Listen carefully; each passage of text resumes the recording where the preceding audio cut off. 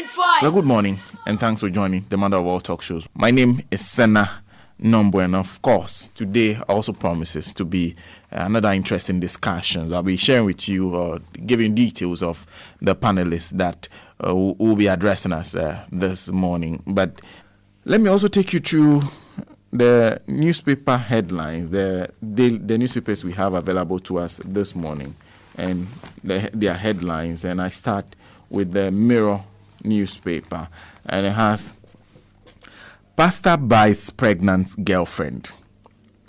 Also on the front page of the Mirror newspaper, twins don't beg, capturing the narrative of celebrity image. Or okay, I think I got that right. It comes the picture of Haji Samira Baumia, wife of the vice president, one of the personality that some twins are said to be working with.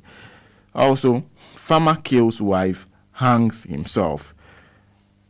And also on the front page of the Mirror is the Mirror to celebrate Mother's Day in grand style. So those are the stories on the front page of the Mirror newspaper this morning.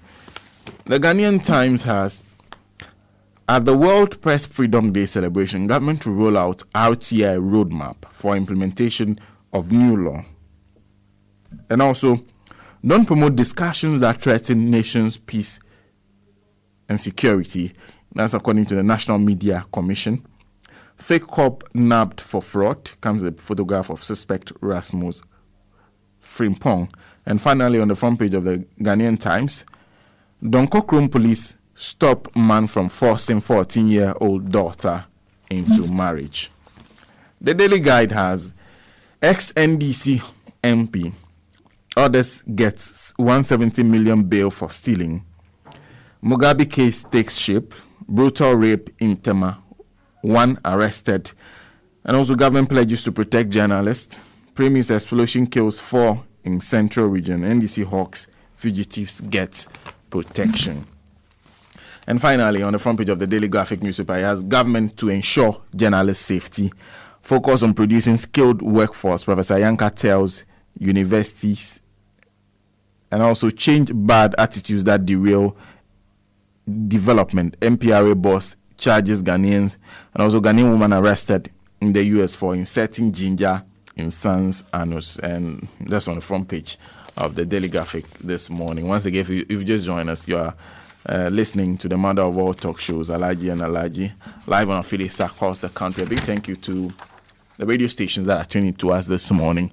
Because of we were able to reach a wider audience. And sometimes it's very wonderful to know which radio stations we are on, because it will help us perhaps tell our listeners where to tune into when they move, or wherever they are, which stations they can get us on. I do know we are live on Shine FM in Akachi, and I also do know that we are live on Lukusi Radio in Golokwati, among a couple more. I know we are live on Radio Silver in Secondary Takrady.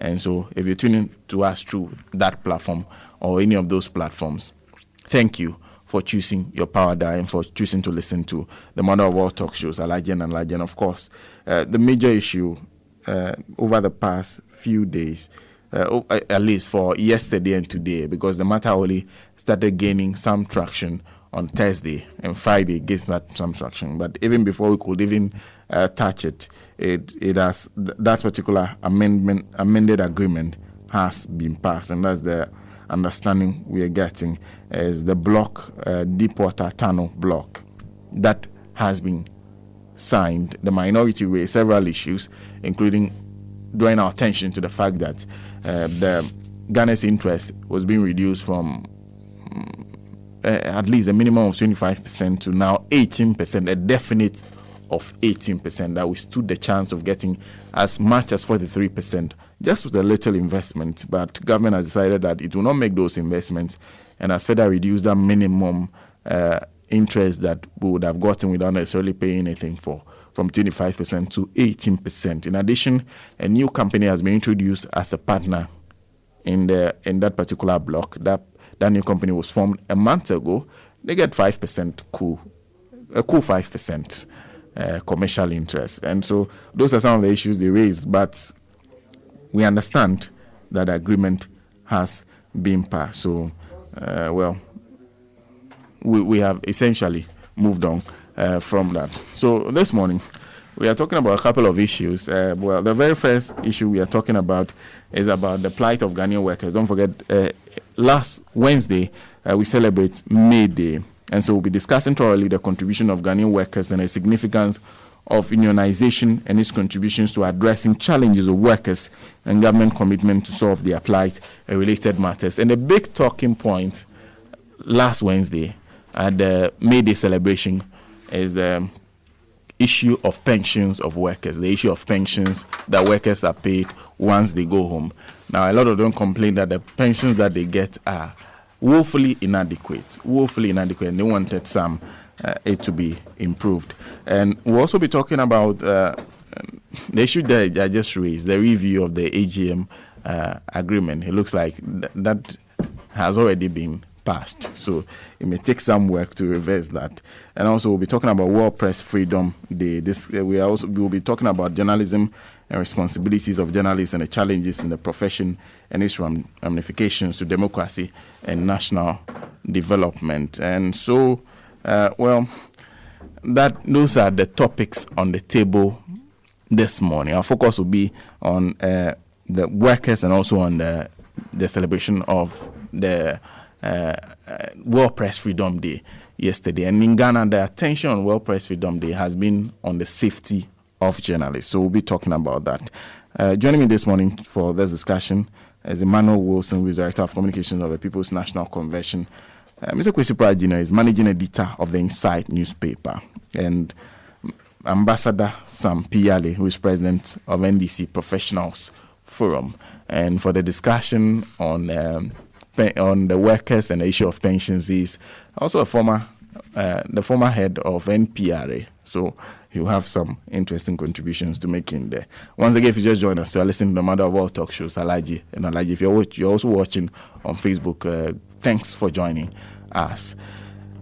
Well, so let's start the discussion with the Workers' Day celebration and the issues that were raised on that day, the plight of workers and whether workers are getting their due, especially on the front of pensions. And let's start with Emmanuel Wilson, who is Director of Communications of the People's National Convention.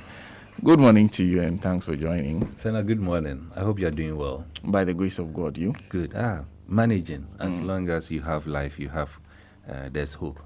So we are managing. And a special morning to our listeners and our viewers, to our number one producer, and then to, that is Patrick, then to my own uncle, Kwesi Pratt. I want to, on behalf of the People's National Convention, express our congratulatory message to the workers of this country, and for that matter, workers across the globe. Indeed, we acknowledge that any economy that needs to survive needs to do so at the back of workers. Because where workers do not exist, economic activities ceases from taking place. And where we do not have economic activities taking place, it simply means that that economy does not exist, or that economy ceases to exist. And so as a People's National Convention, a political party that believes in the socialist agenda and ideology, we believe strongly that workers are supposed to be paramount and number one. And indeed, when we make reference to workers, we are talking of individuals from all the sectors. Ghana, it is established that about 60% of the workforce belong to the agri sector or the farming sector. And that is why it is important that we acknowledge these persons. And, as I mentioned earlier on, as a political party, I believe looking through the various political parties' constitutions, it is just the PNC's constitution that make provision for farmers to have a special dispensation when it comes to voting in the People's National Conventions, congresses, and platforms where voting needs to take place. And so it tells you that as a party, we are so dear. I mean, we hold so dear to our hearts the activities of workers and, for that matter, farmers and those in the agric sector. I must state that in this past period, if you're looking at workers in this country and you're looking at their well-being and you're looking at their inputs also, we are still not so far away from what the former president, His Excellency J.A. Kufuor, made reference to or mentioned some time back. He indicated that workers are pretending to work in Ghana, and government is also pretending to pay workers in Ghana. And I think that is, to a very large extent, something that is still in existence. And it is in existence because of so many factors. And unfortunately, we are where we are as a nation. Even though I believe we should be able to have gotten far away from where we are now in terms of progress, we are still where we are because of this pretense. Workers are pretending to work.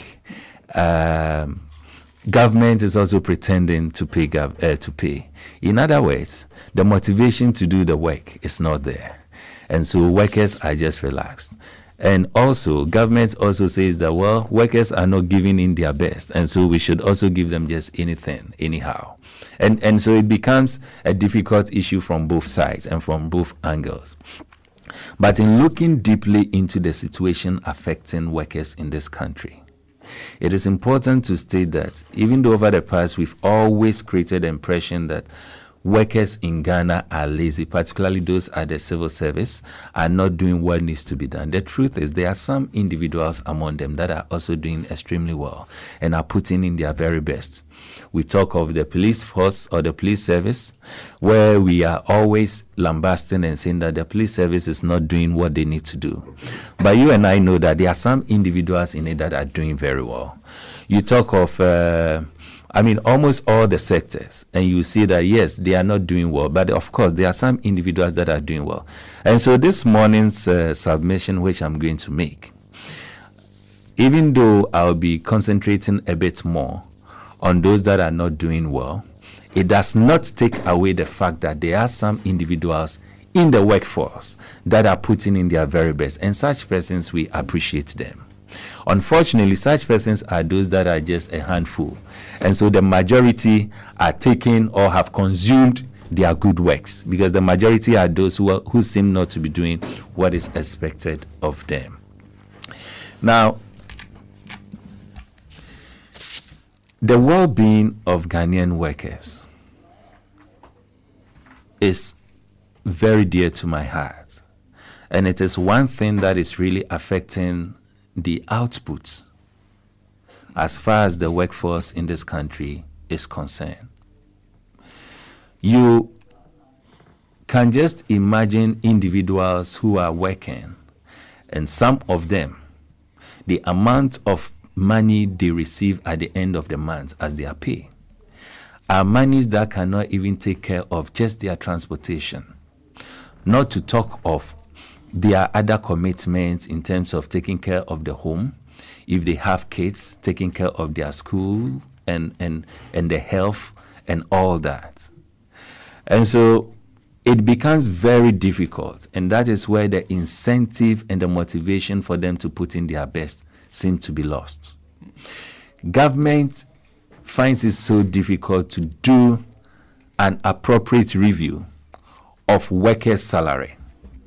But yet, and unfortunately, government finds it so quick and is very comfortable to do review of their own salaries. And you see, government is in the minority. And so where the minority feels so comfortable in terms of how much they are taking home, and the majority seem and does not feel comfortable in terms of what they are taking home, it will surely affect our output as a nation. It has always been a concern to me when we have individuals elected to take care of us or to lead us, and they rather fail to set the example. So now, isn't it so pathetic that teachers, or a teacher who has been in the field of teaching for over 10 or 15 years, and his salary is just nothing to talk about, sees a politician who is supposed to lead us being elected to parliament for a maximum of 4 years, and after 4 years, this person is entitled to what we call an ex gratia, an amount that a teacher who has been working for the past 10 or so years has never seen or has never felt in his hands. When such a thing happens, it does not become, or it doesn't encourage this teacher to put in his best. Now, we have individuals who are working, and sometimes they find it even difficult to have access to the tools and the basic things, materials that they need. The material things that they need to make them comfortable in delivering what they are supposed to deliver. It becomes very difficult for such persons to be motivated. Now, just some few weeks, we saw, again at the educational front, where the Ministry of Education failed to give them the necessary material for them to do the printing of their examination papers. And we saw what was happening, the drama, the shame that took place. Indeed, if you belong to such a sector and you find yourself in such a difficulty, it becomes very, very frustrating for you in wanting to give in your very best. And at the end of the day, it is the entire nation that suffers. And so the first thing I see to be worrying has to do with the incentives that are supposed to be given to Ghanaian workers. These are things that unfortunately are not so much enough to encourage workers, Ghanaian workers, to put in their very best. And as such, it becomes very limiting. And I have said that the worrying part is that we have minority, and the minority are those who find themselves in decision-making positions. The government. And when I make reference to government, I'm not just limiting it to this current government. This is something that has been happening over the past period, where just the minority are looking at their well-being, their comforts, to the detriment of the majority. Now, just some few years back, there was this issue of drivers, of members of parliament, coming out to say that their take-home pay, some of them are even less than 400 Ghana cedis. And yet these individuals are within the bracket of workers in this country. And yet these are persons who are driving and working for politicians. And these are politicians who go into parliament and they are just okay as long as they are able to amend and take care of their well-being. They are okay. They are not looking at the other side. And so for workers in this country to be sacrificing all this while, it is important we say a very good thank you to them. Because look, the system in terms of motivation seems to be very, very low. And that is something we need to look at as a nation as we move on. The other one, which is very key for me, has to do with our pension system. So now the reason why individuals find it difficult to go on pension when it is even time for them to go on pension is because of the system we've put in place.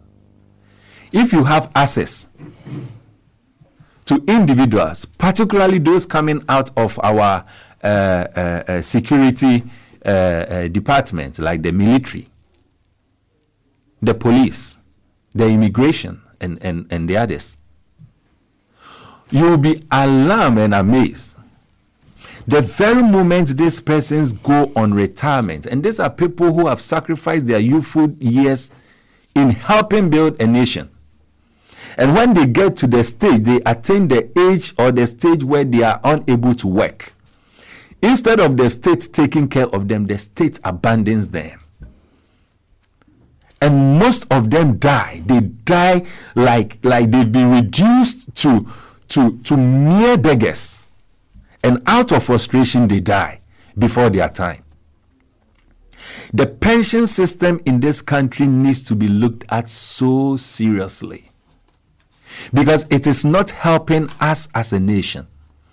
And that is why individuals come into the system, and the very moment they get into the system and they want to move out of the system, or it is time for them to move out of the system, they create all avenue in amending their age, coming out with bylaws, coming out with so many conditions just for them to stay in the system. The reason is that in this country, the very moment you attain the age of 60, 65, where you are supposed to go on pension, the very moment you move out of your office, you have signed your death warrant.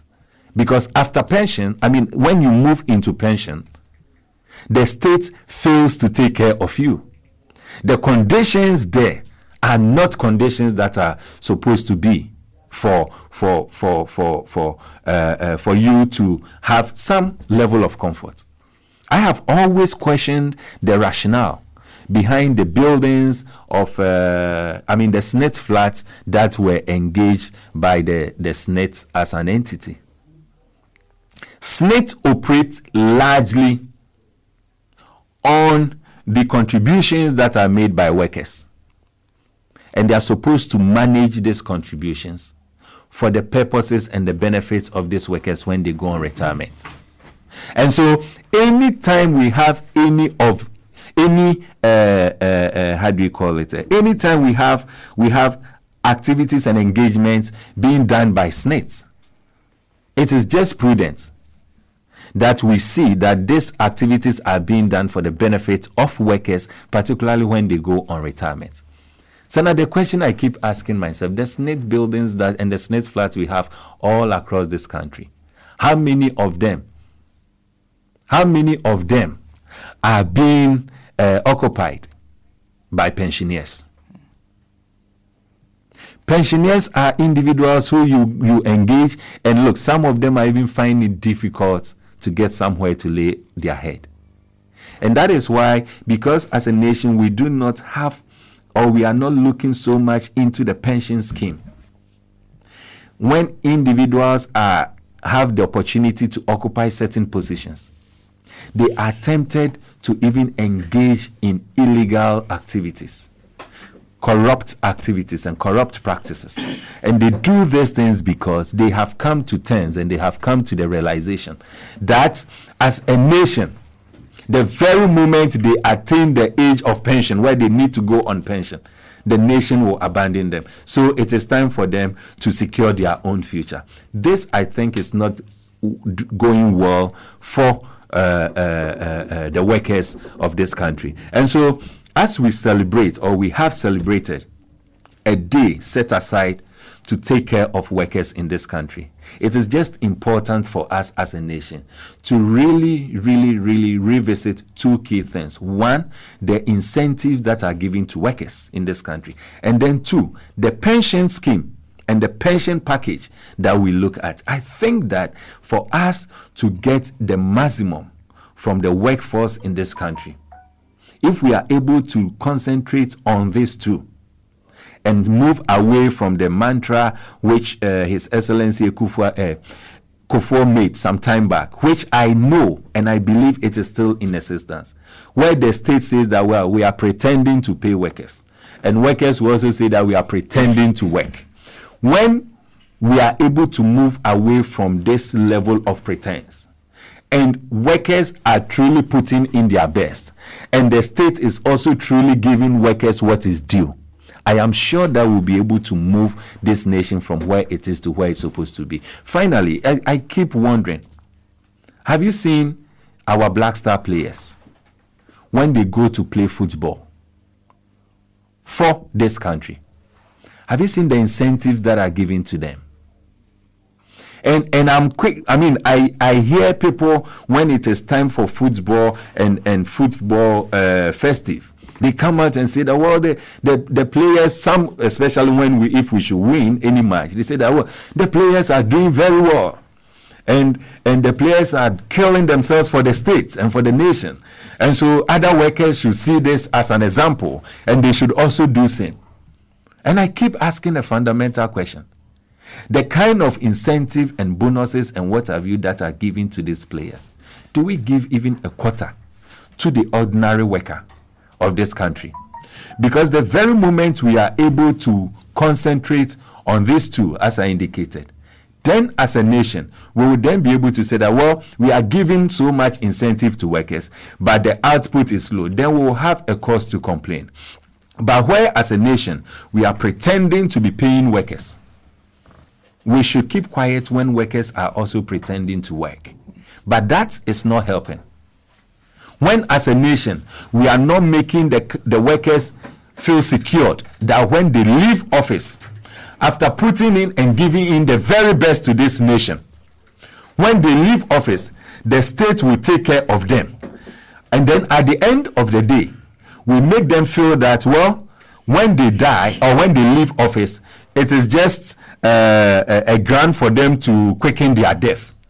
It then becomes very difficult for us as a nation to get the very best out of our workers. And so I want to wish our workers very well, but to sound a caution to the states that we really need to look at the well-being of the country workforce. That is the only way we will, as a nation, be able to move from where we are to where we are supposed to be. And so, Sen, I'll just give this as an introductory comment and allow my seniors and my uncles to also take a bite of it, and then we'll have another chance on it.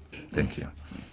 All right, thank you very much, Emmanuel Wilson. If you just joined us listening to the Mother of All Talk Shows, Alhaji and Alhaji, a big thank you to those of you watching us through PAB MCGH on Facebook. You have been sending your messages. Let me read a couple before I come to Ambassador Pee-Yalley. And Kwame Ejapon Dankwa, says it's Otun for the convener of Crossfire Ghana, says, Abba, what is the MPP saying? President Mahama cannot take credit for what, but he can take blame for doing so. Why can't we give credit where it is due so we can encourage politicians to give of their best? So the loan was secured by Menshia and it to be repaid by Menshia. So it did not go to Parliament. What is this information? Ibrahim Chamba says, good morning, Senna, and good morning to your intellectual panelists. And I think it's high time the minority hits the street and expose this government on the high rate of corruption and scandals to the ordinary Ghanaian. Minority is too diplomatic and pampering this government too much on issues of corruption and incompetence. Let me also use this opportunity to inform you. Well, he said he's doing a political book called Political Campaign Guide. Yakubu Nelson is sending us greetings from Saudi Arabia, Jeddah to be specific, especially to Mr. Pratt. Imoru Sese says, good morning, Senna. Nanado is just doing what will please MPP members and their families and friends. Ayu Farouk and Tamale says, good morning to you, Senna, and to your able panelists. Allah save us from the embarrassment and humiliation that we witnessed at the Labor Day celebration in various parts of the country, where demonstrations was the order of the day rather than celebration, due to the hardship this MPP Nanado government has engulfed workers with. We hope that will not happen again, where even bread bakers and mortuary workers are going on strike. Alex Kwesi says, good morning to you and your panelists. As for the MPP, they have nothing for us. Apia Samuel says, my brother, good morning, please. Can you... Okay, he wants... Okay, send them from Sassuolo in Italy. Again, he continues to say... Okay, ask the NDC man there for me what they are doing about the Kumasi issues. Why do they care about... Why do they care less about the grassroots and worry? Well, the message is unclear, so I don't know if you can reconstruct and send it to me again. Princess Salma Islam is commenting on the dental fruit beach. She calls it a waste of money. Is watching live from Germany. And finally, Walanyo in Akwitia says, frankly, and our media in Ghana has done us a lot of good in terms of education on issues fighting corruption and fighting for development for our disadvantaged communities, holding the feet of public office holders to the fire of accountability and responsibility, and having sacrificed a lot, sometimes death and life-threatening situation, to still keep this arm of our state alive is good enough to commend the media for a good job done. We say a big thank you to our gallant media in Ghana. Ambassador. Senator, good morning. Good morning. Good morning to colleague panelists and our listeners. It's been a while, but Nice to see you. Nice to see you too. And last week I was listening to my brother and friend Kosi about how we can sustain this program to its, what it has been to the Ghanaian listener. And I think I support that call seriously. Management would have to look at it because there are so many radio stations with challenging or competing programs. You understand? So since we have attained that hallmark, we should be able to maintain it and even improve it. And so I support that call. Before I start, let me say big condolences to the family of former Ambassador Karim. If you know Karim, he was a former PR to President Mahama. He died yesterday. So Ghana has lost such an illustrious diplomat and public servant. May his soul rest in peace. So now what you are asking us to explain to Ghanaian listeners today is the contribution of Ghanaian workers to the development of this country. Yeah. And we cannot look at the present situation of events to, as it were, categorize the contribution of Ghanaian workers without any historical perspectives. Now, for those who are very, very young, they may have lost the opportunity to understand that the labor movement of Ghana was a strong pillar to Osagyefo's right to independence. And that is why Osagyefo himself built the Hall of Trade Unions. The Hall of Trade Unions there was built by Osagyefo, Dr. Kwame Nkrumah. Not because he was just a socialist, but because he appreciated the work of labor. You understand? The work of labor. And if there's any government in our history that was positively in bed with government, is the Kwame Nkrumah's CPP. So the CPP, the workers' wing, was in fact a wing of the CPP. And we have had very, very, very strong trade unionists who have made their mark in the history of this country and who have never been even celebrated. Now, the whole independence struggle, some say it started from SOP1, but indeed, the exploit of people like Kwesi Branch and others in secondary railways and others, supported our independence movement. And for their contribution will be another subject for another matter. But if you look at all the economic indicators that we have been shouting and praising ourselves with, it has not been the work of parliamentarians. It has not been the work of government officials. It has been the work of the miners underground, those in the seas, those in the air, and those who work in the public service that has contributed to all the economic indicators that we are talking about.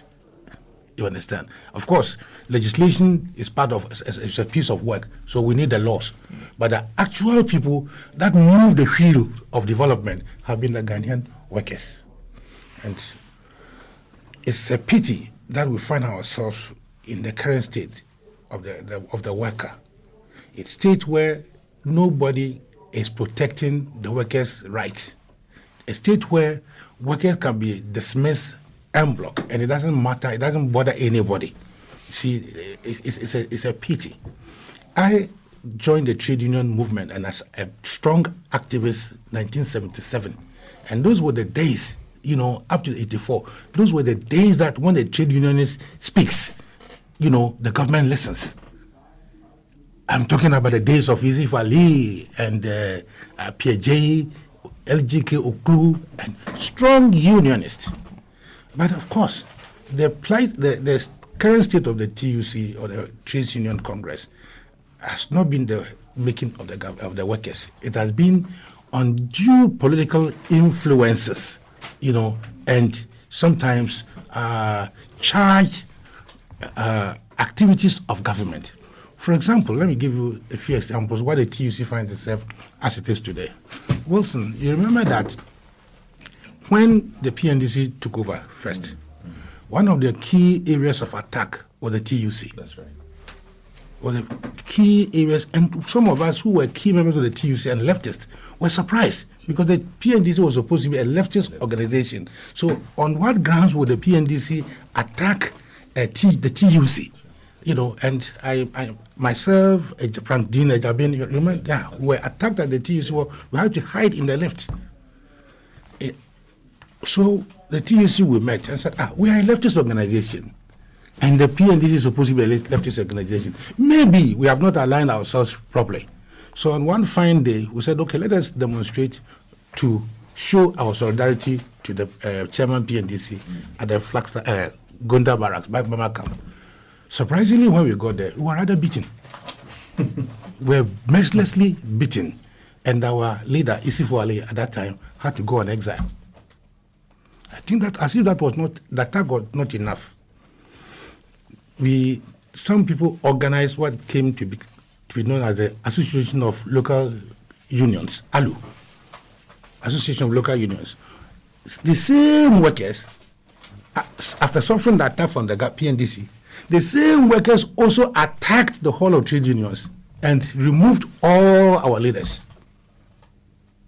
You understand? It took the resilience of some of us that after all the dust has settled, we were able to resist the imposition of a Secretary General of the TEC and a chairman of the TUC. So since that time, the influence of the Trade Union Congress as a powerful tool of development, a protection buffer for the workers, started dwindling. You understand? As if that was not enough, then there was this policy of retrenchment and restructuring and of the IMF policies. I must be very frank as a statesman. Sometimes you need to spill out the truth so that we correct ourselves. So we brought these capitalist policies, and these capitalist policies are not in consonance with the desires and aspirations of workers, because workers we act in solidarity, we act in our numbers. But this structural adjustment program and others actually reduce the numbers of the trade unions in the establishment. Worst of all, we also introduced the Workers' Defense Committee as rivals to the trade union movement in the workplaces. So if we find the trade union movement now, it is as a result of historical issues. Then we had the famous Buzia's problem. When he wanted to dismiss some workers, we went to court, and the court said, no, you cannot dismiss them. Then Buzia went on and said, no court can ask me to work with somebody that I don't want to work. And from that time, it has been a labor principle that the employer can decide to work with you, and dismiss you. So we have to fight to say that, look, if the employer can dismiss me, then I can also decide to work or not to work for the employer. So we have gone through a lot of struggles.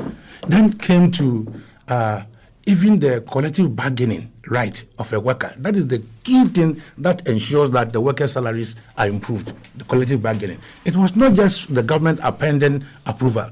It has to go through struggles, to get our collective bargaining approved for us.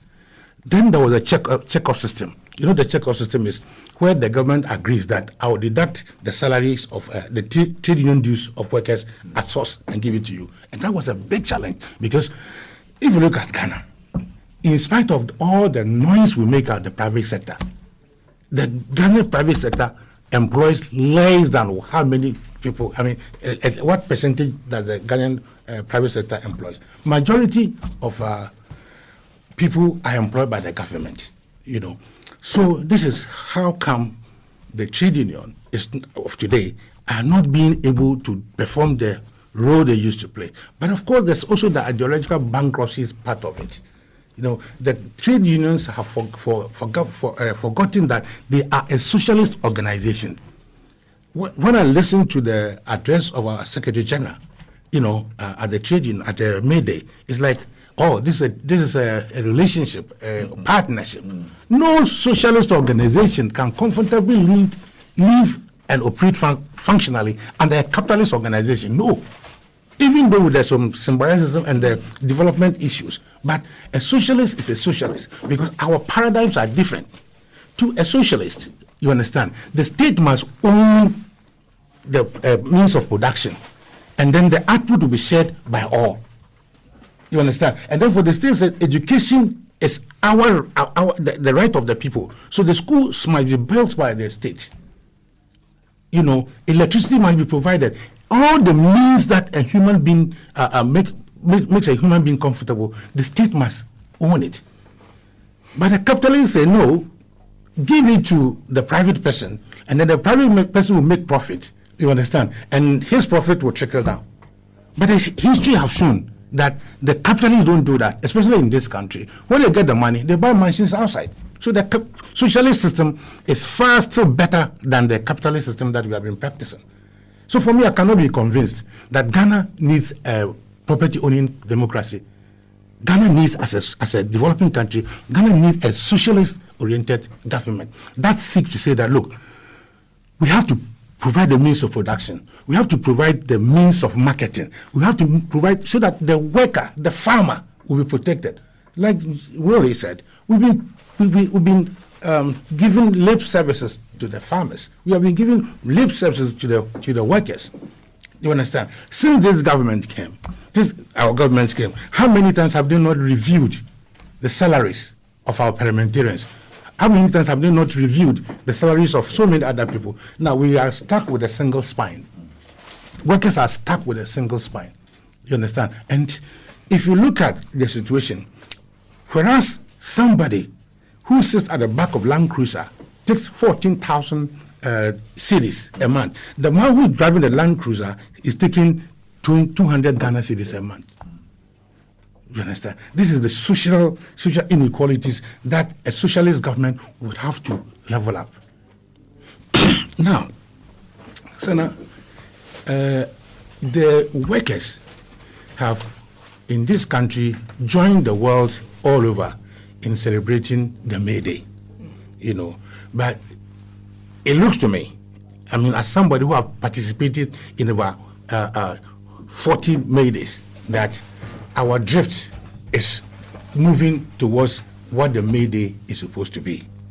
The May Day, as it started, is a day where workers, especially in those days where the economy was totally agrarian, that agricultural workers will say, hey, this is the 1st of May, this is the beginning of spring, this is the beginning where the month where the rains are going to come. So therefore, we should put ourselves together, you understand, to thank our gods and then pray that we have good harvest. I said, that's how May Day started until there was some disturbances in America. Now, one significant difference between the May Day and the Labor Day, I should explain to you. The Americans and the Canadians, being capitalists, they don't celebrate the May Day. They celebrate Labor Day because they thought that May Day was a celebration for the socialists and communists.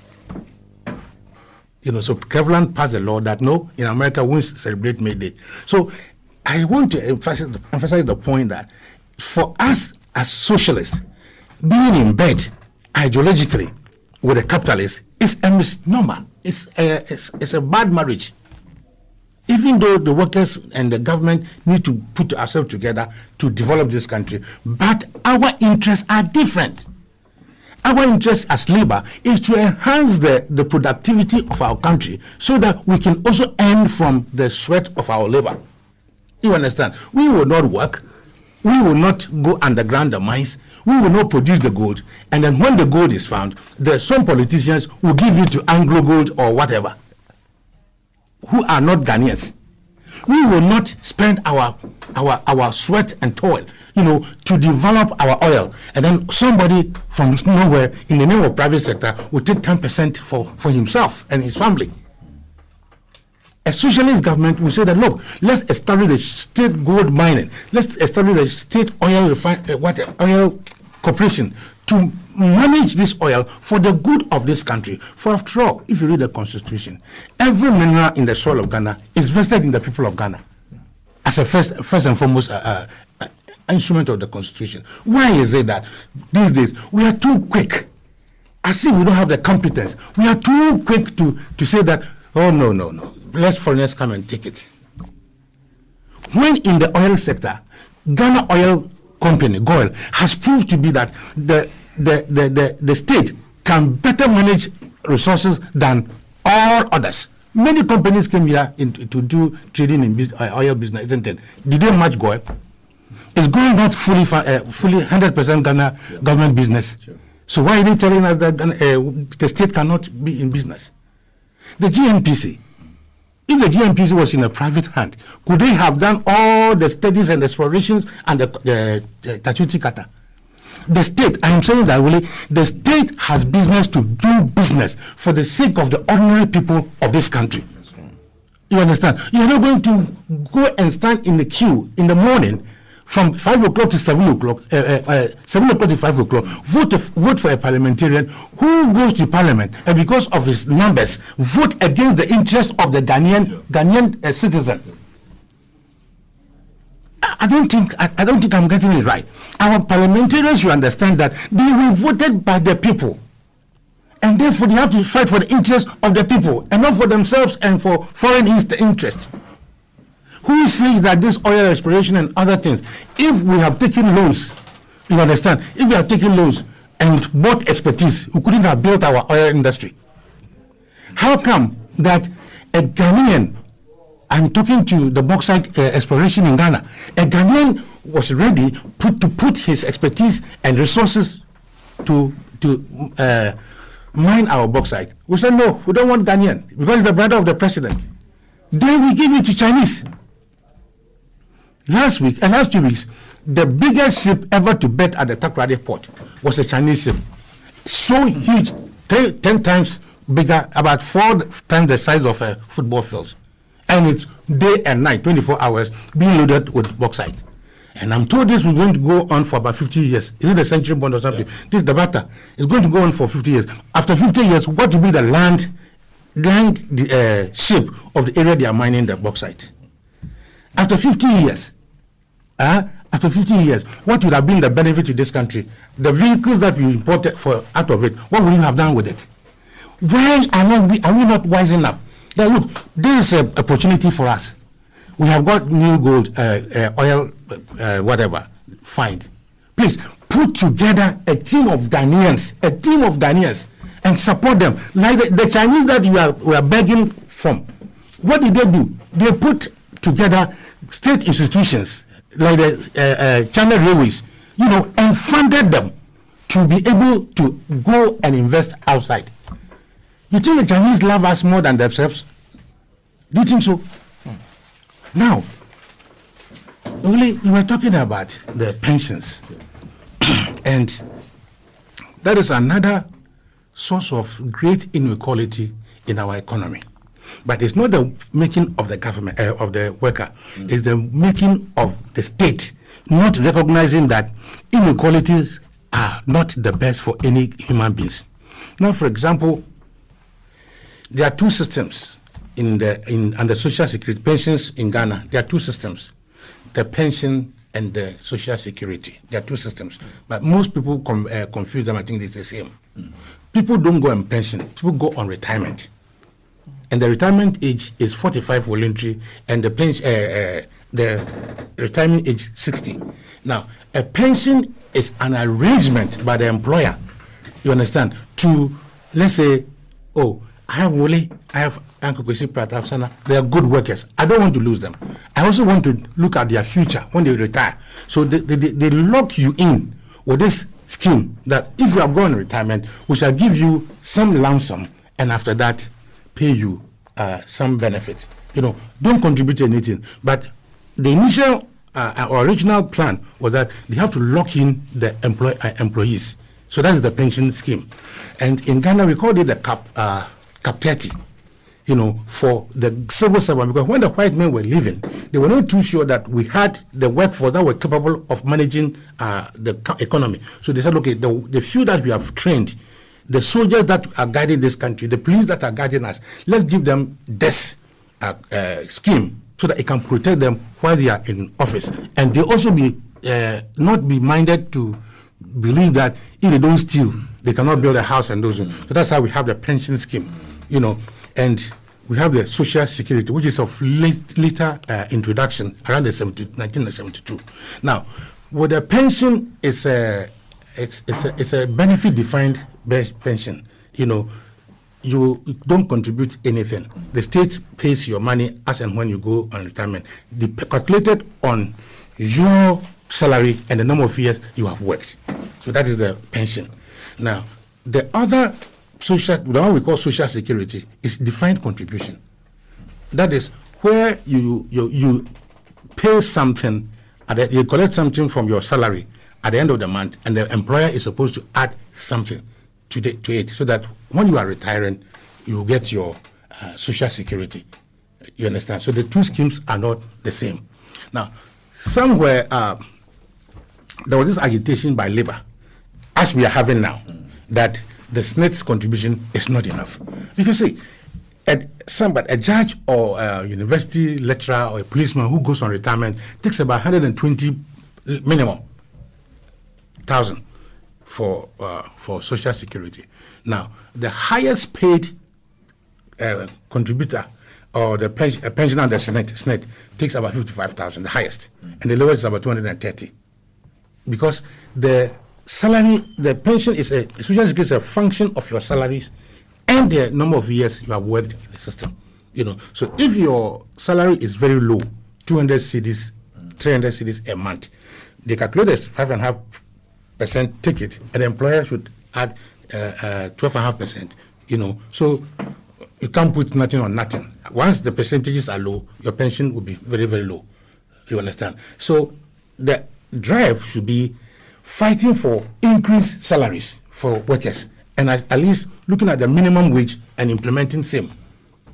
You understand? But for all these years, government has locked up the minimum wage.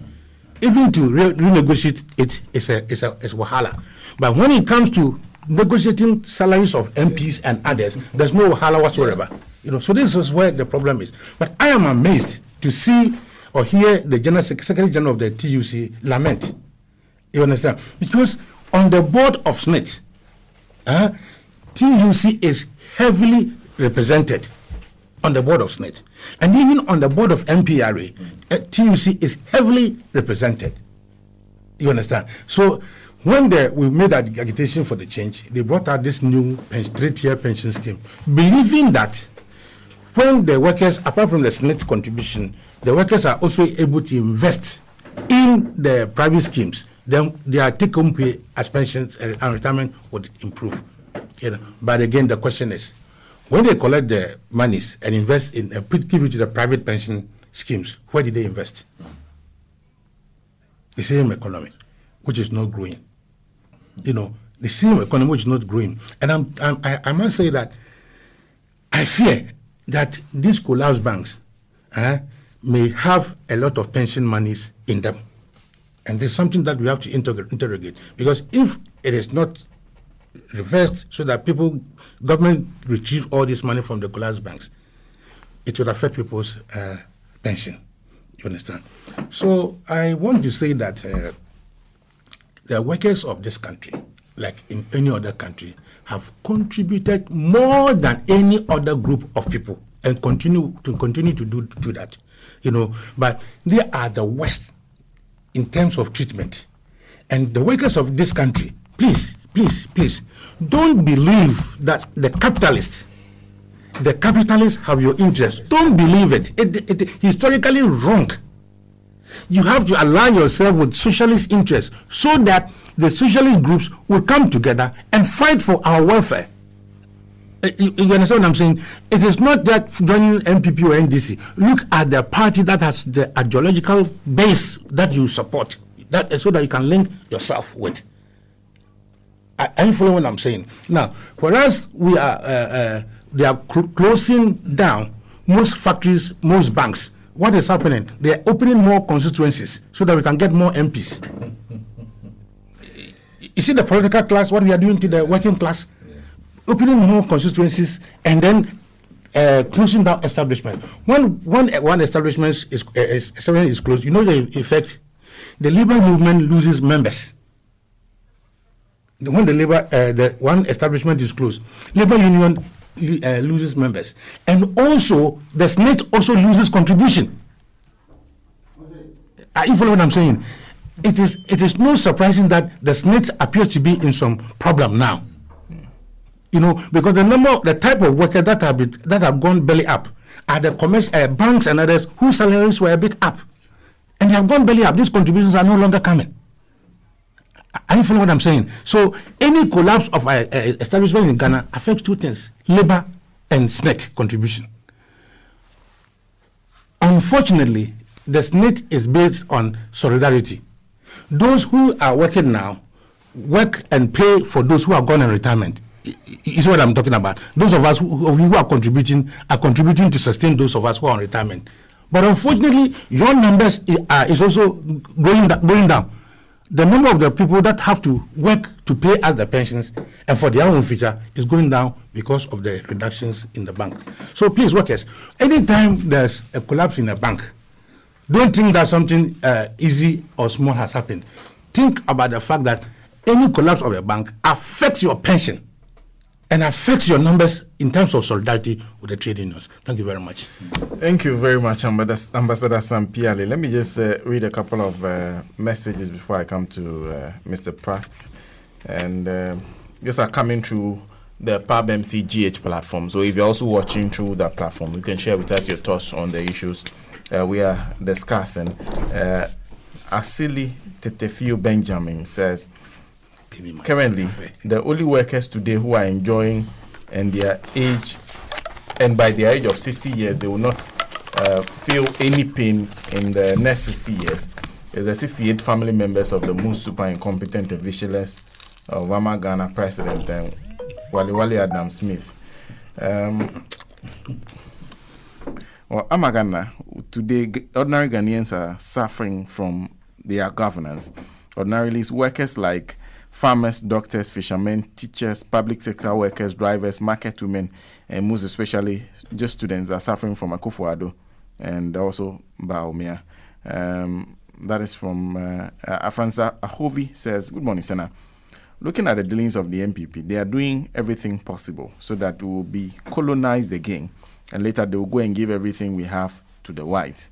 Later MPP will beg the Chinese to give Ghana independence, since the agenda is to rewrite the history of Ghana. Then they will say the MPP gained independence for Ghana. That's an interesting one. Richard Agbeku says, dealing with corruption in this country has been a very big problem for the MPP. Why all his promises, why has he achieved zero on that front?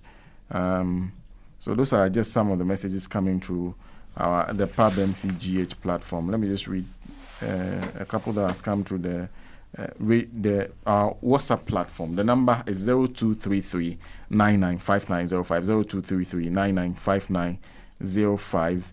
And this one says MPP will never sign any agreement that would not favor their party members. You remember how they allotted 3% shares of Ghana's oil fine to 2 of their party members under Kufuor's government? The minority should not allow this selfish and greedy MPP government repeat that unpatriotic and wicked behavior in this new oil fund. That's from Asanko in Santa Maria.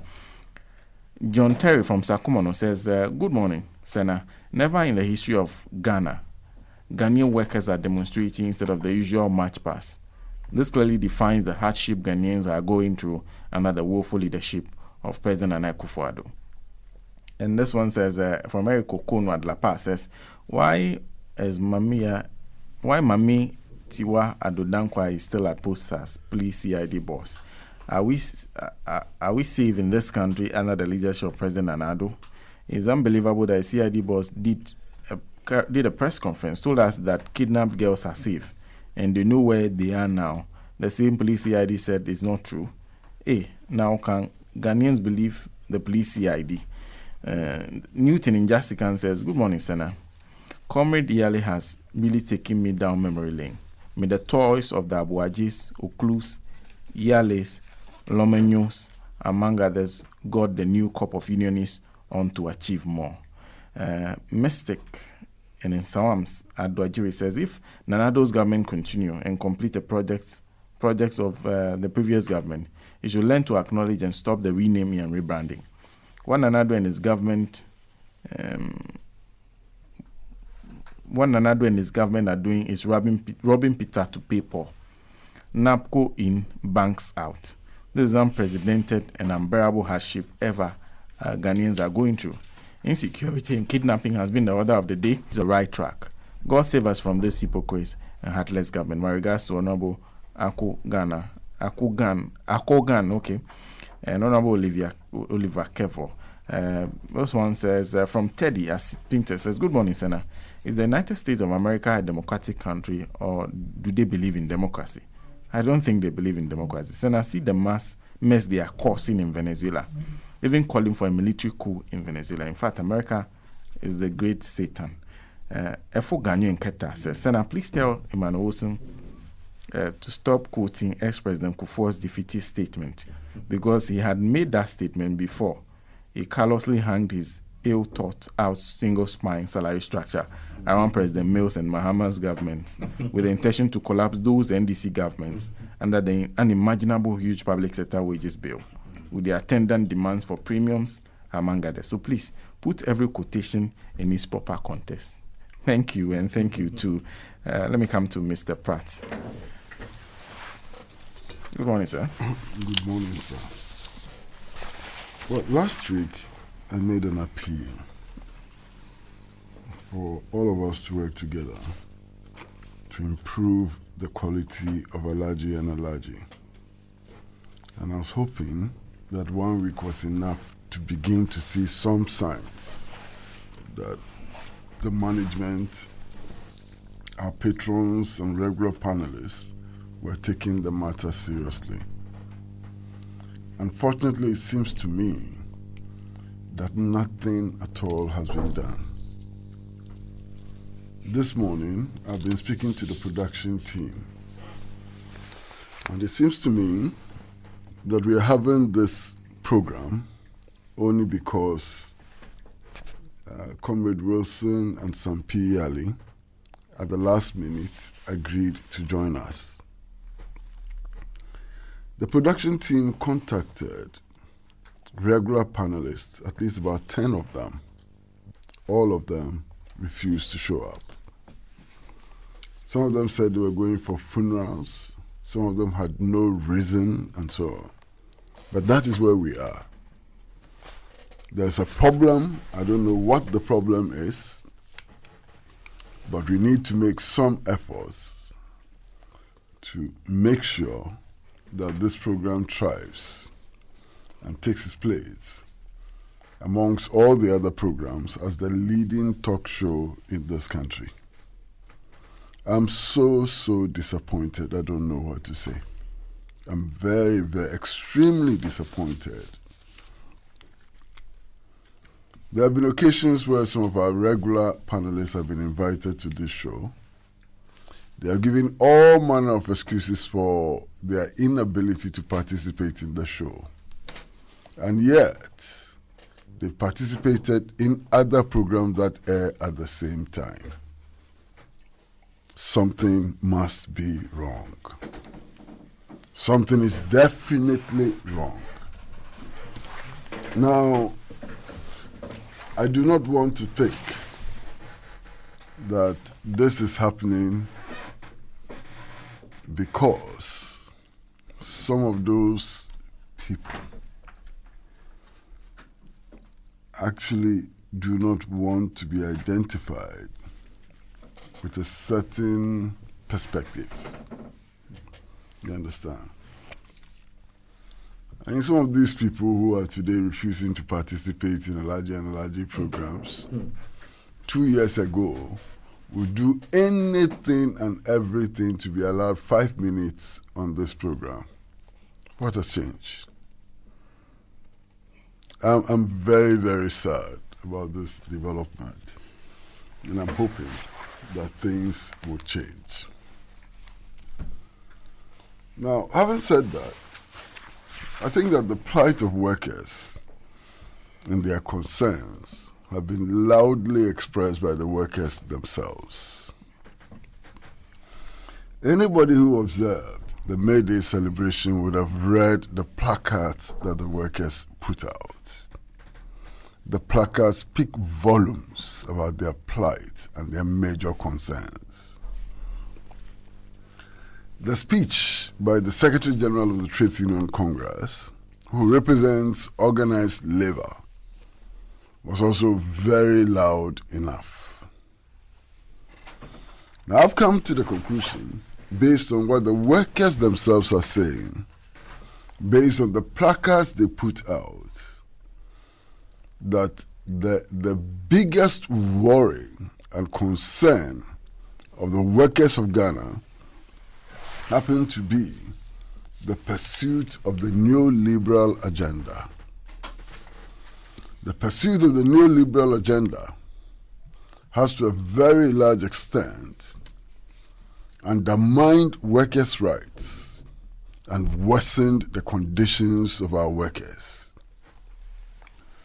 Now, it's important to recall that all of this has its genesis in 1982, when the discussions about the future of the Ghanaian economy started. Eventually, by 1983, when we embarked on what we then called the Economic Recovery Program, the stage has been set for the Ghanaian workers' rights to be trampled upon. I recall vividly that the Economic Recovery Program, which was launched in 1983, actually had as one of its hallmarks the privatization of state enterprises. And over the period, more than 400 state enterprises have been privatized, a majority of which have collapsed. There are a few that I can mention.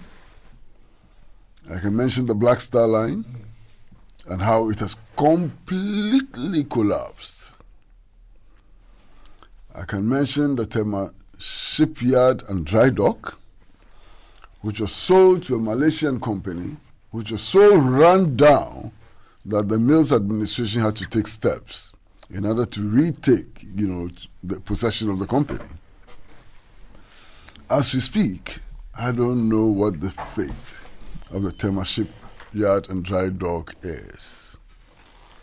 I can mention Ghana Airways, which has been collapsed, and the only relic which reminds us of Ghana Airways now is a restaurant, it's a chop bar that the DC-10 plane of the Ghana Airways has been turned into now at the so-called Kotoka International Airport and so on. Now, the massive privatization of state enterprises led also to massive job losses. And it also led to a sabotage of the income substitution policy of the government of Osagyefo Dr. Kwame Nkrumah. That this country has become heavily import dependent, with our local industries unable to compete and so on, is partly the result of the privatization of state enterprises, which was pursued with vigor in 1983 by the PNDC. Now, it's also important to clearly understand that the Economic Recovery Program, which we embarked upon in 1983, had as one of its hallmarks the withdrawal of subsidies on such social services as education and health and so on. And this is what led to the situation where people who were sick or even who had accidents could not gain access to hospitals unless they had enough money to pay for their services. And this led to the loss of lives and so on. Now, there are many, many aspects of the economic recovery program. I need not go into all of that, but clearly, in a period of 3 years after the program had been launched, more than 400,000 workers lost their jobs. You understand? The neoliberal agenda has been pursued with vigor since then and up till today. You know, one of the things that we have done is to amend the Industrial Relations Act of 1965. And in the process, we have outlawed what we call solidarity strikes. I mean, the Industrial Relations Act of 1965 gave the workers the right to organize solidarity strikes. So that, for example, if workers of the Ghana Broadcasting Corporation had a grievance which was not being resolved, if their rights were being trampled upon and so on, workers of the Ghana Ports and Harbours Authority, workers of PNT and so on, could all organize strikes in solidarity with their workers at Broadcasting House. Now, this gave workers some huge powers. And it made it impossible for any government to trample upon the rights of workers. If you take out the right of workers to organize solidarity strikes and so on, you weaken workers, you weaken the labor movement considerably. Now, I have, throughout my life, been observing the labor movement both from within and from outside. Happen to have done some work in the Public Services Workers Union, which my father was General Secretary for many years and so on. And I've been observing the gradual withering of the rights of workers. You know, only recently, just before I come to the recent phenomena, let me go back. When the National Liberation Council seized power on February 24, 1966, at that time, the Trades Union Congress was an integral part of the Convention People's Party. The Trades Union Congress saw itself as part of the broad movement for national liberation and the broad movement for building a new Ghana, which was part of a broader Pan-African state, and so on. So the trade union movement itself became a target of vicious attacks by the National Liberation Council, which had been installed by the Central Intelligence Agency of the United States of America, and whose political advisor happened to be Dr. K.A. Busia. Now, one of the first things that they sought to do was to abolish what in trade union terms is called the check-off system. Check-off system. Now, what does that mean? The check-off system is the system by which employers or organizations collect the dues of workers in bulk and pay to the trade union movement. Now, the attempt to abolish the check-off system meant that workers individually had to go and pay their trade union dues. And you know that that would cripple the trade union movement financially. And yet this agenda was pursued with vigor, to the extent that I'm told that today the check-off system no longer exists. The other attack on the trade union movement was simply that now, under the new laws and so on, all the workers working in Radio Gold can decide individually what union to belong to. So it is possible that in Radio Gold, you can have 10 rival unions in Radio Gold. Some of the people can decide to belong to the Industrial and Commercial Workers Union, 5 of you. 10 of you can decide to belong to Public Services Workers Union, and so on. So that the solidarity of working people in Radio Gold, even for issues that are connected to Radio Gold, would have been destroyed completely. You understand? Now, before, under the Industrial Relations Act of 1965, the TUC, the Trades Union Congress, was the umbrella organization of all the trade unions. And indeed, it had registered under it 17 national unions. Under attack, and so on. Today, the TUC is no longer the umbrella for all trade unions. And this has led to all kinds of trade unions breaking up into two, some of them leaving the Trades Union Congress and establishing their own federations and so on. So the TUC, as it used to be, no longer has the strength that it had before the 1966 coup. And this is a very important thing that needs to be looked at. Again, if you have massive job losses, it simply means that the trade union movement is losing members. And when the trade union movement loses members, is unable to mobilize resources to support the cause of workers and so on. And the trade union movement over the years, since 1983, has lost staggering, the number of workers it has lost, members it has lost, is simply staggering. That's a huge problem for the trade union movement. Now, Senna, not much attention has been paid to this development. And I'm surprised that at the celebrations of Workers' Day, May Day, this issue is not highlighted. I'm also very, very surprised that the Trades Union Congress has not gone to court to challenge a high court decision which says that employers are not under any obligation to give reasons for firing workers.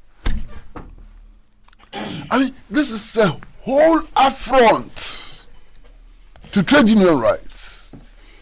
This is a major affront to the rights of workers. Now, if you say that employers have no obligation to give reasons for firing workers, it means that employers can fire workers for no reason and for any reason. Can you imagine? So, your boss doesn't like your face. Or, for some of the bosses actually, they can fire you for going to work in Rastafarian hairstyle. And so on. You understand? And yet, this High Court decision was given more than 10 years ago. More than 10 years ago, a High Court in Ghana decided that employers are under no obligation to give reasons for sacking workers. And the trade union movement is not fighting this decision. And this is really incredible. Completely incredible.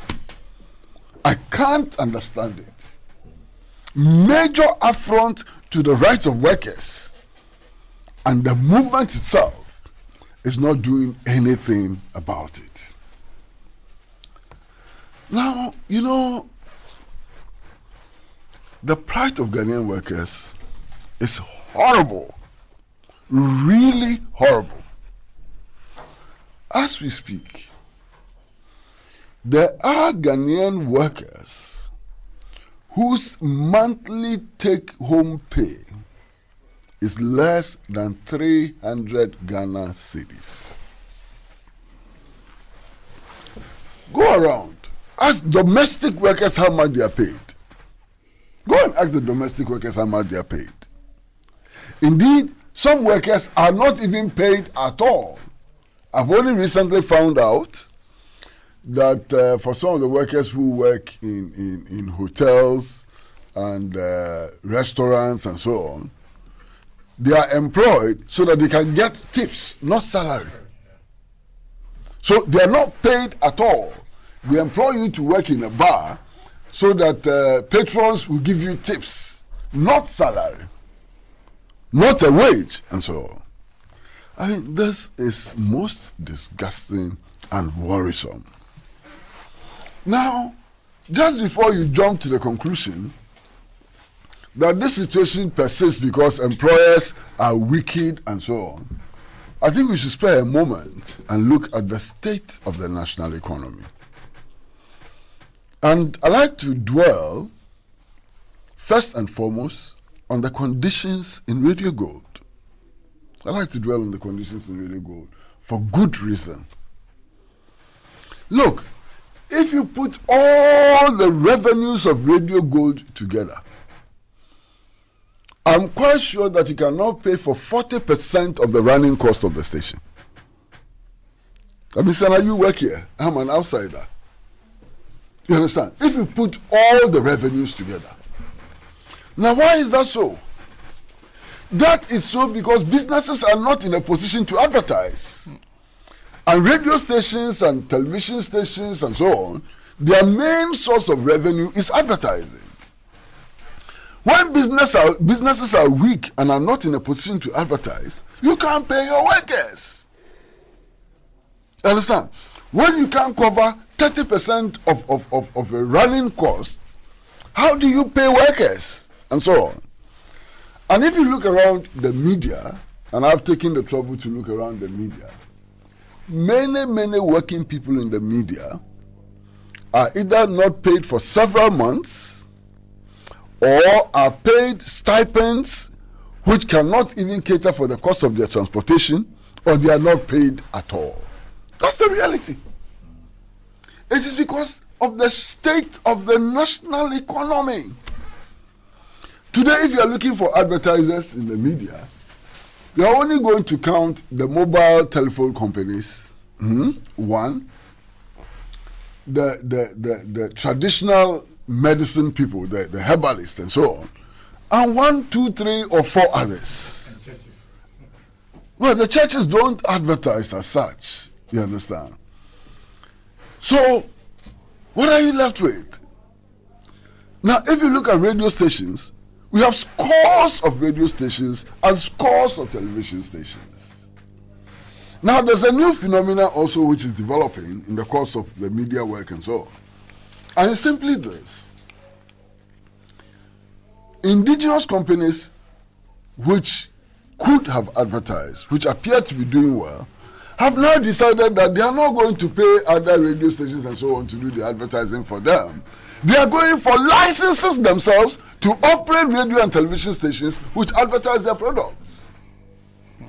So those indigenous industries are advertising their products on their own networks. So companies, media companies which are not owned by indigenous industries and so on, are suffering. They cannot make ends meet and so on. And the situation is getting worse by the day. This is the reality as far as the media is concerned. Now, if you take local manufacturers are in deep trouble because the market is flooded with imported goods. I mean, in the course of the week, I listened to an interview on this station of the chairman of the General Agricultural Workers Union. On this station, I think it was in the morning on Thursday or so. Thursday morning. And he said, look, the rice farmer in Thailand goes for loans in Thailand at 5% interest to cultivate rice. The Ghanaian rice farmer goes for loans at 28%. So the rice which is produced in Thailand will be sold at a price which is far, far cheaper than the rice which is produced in Ghana. So in that competition, Thai rice will always win over Ghanaian rice. And Ghanaian farmers, entrepreneurs in rice production and so on, would not be able to generate sufficient resources to pay their workers well, and so on. Now we are in an era where, fortunately, we've had a government which promised that it wanted to end the Goggisberg model of economic development in Ghana, and that it was going to establish industries and so on, and going to promote made in Ghana goods and all of that. All of a sudden, that same government now tells us that it is reducing import duties. What is the policy framework within which import duties are supposed to be reduced? In any case, can governments reduce import duties? It is only Parliament which has the power to reduce import duties and so on. And yet this government tells us that it is reducing import duties. You understand? When in reality, what it has actually done, it's reduced benchmark benchmark rates. And benchmark rates would not necessarily affect import duties, not necessarily. You understand? But that is what it has said it is doing in any case. In any case, why would any government at this stage be interested in reducing import duties? What is the rationale? What is the policy framework and so on? I think we need to raise these important questions and so on. Now, we are talking about the plight of the Ghanaian worker. And I saw the placards which were carried by workers of the Ghana Ports and Harbours Authority. What is their problem? Their problem is that we have entered into an agreement with a company called MPS. And that agreement grants complete monopoly for container business in our ports to MPS. And that if that agreement is not reviewed, eventually the Ghana Ports and Harbours Authority will lose substantial revenue in the millions of dollars and so on. And that will compel the authority to lay off a third of its workforce. And a third of its workforce is estimated to be around 1,400 workers. That's their concern. Why would Ghana enter into an agreement with a private company which gives total monopoly over container business in our port to that private company? When that company itself, to be able to establish its operations, is going to the IFC for a loan. Why can't the government of Ghana, if it's necessary to take a loan to establish container business, take that loan for the Ghana Ports and Harbours Authority to establish the container business and keep workers at posts? Sometimes you can't understand these things. And I'm worried. I mean, for people in government, I'm really worried. How are they thinking? You are going to go for re-election in 2020. And it is in the year 2020 that the Ghana Ports and Harbours Authority will be compelled to lay off 1,400 workers. How can you win? Anybody in government looking after their own interests and looking at the chances of winning power and so on would not embark upon such a reckless move. And yet, this is what we are seeing. So, for the workers of the Ghana Ports and Harbours Authority, their major concern is retrenchment of labor, which will result from the implementation of this agreement with MPS and so on. I do hope that somebody in government will listen and take the necessary action to prevent that from happening. Then you look at the energy sector. And if you look at the energy sector, the major problem of the workers there is the indebtedness of their organizations. Gridco workers, they're complaining. The level of indebtedness is crippling. And you see, some of the debts I can't understand. I mean, a couple of years ago, I looked at the debt profile of the Volta River Authority. And I came to realize that the Volta River Authority owed at that time close to $400 million. You understand? For what? For fuel purchases. For fuel purchases. It was buying fuel to power its plants and so on, and it was not getting paid for the power it was selling and so on, and the debt kept accumulating. I had the privilege of reading a paper which had been presented by Professor Akilapa Sawyer, former Vice Chancellor of the University of Ghana and then Chairman of the Volta River Authority, which simply made the case that it did not make sense to continue to supply power in the quantities we are supplying to the Volta Aluminium Company, because the Volta Aluminium Company could not pay for the power. Nobody listening to him, and the debts have continued to accumulate for the Volta River Authority and so on. Now, I am very, very deeply worried. I mean, recently, we had power outages and so on. And all kinds of technical reasons and false reasons were given for the power outages. It turns out that one of the reasons for the power outages simply was the fact that independent power producers were not getting paid. We owe independent power producers substantial amounts of money. And if you owe independent power producers substantial amounts of money and so on, how can they continue to produce? And if they are producing with these huge gaps and so on in financing and so on, how are they able then to look after their workers and so on? The privatization of ECG, for example, was fought very vehemently by the Public Utilities Workers Union. Nobody listened to them. We have now privatized the ECG with all the dire consequences which are unfolding. I don't think that we've seen the end of the matter.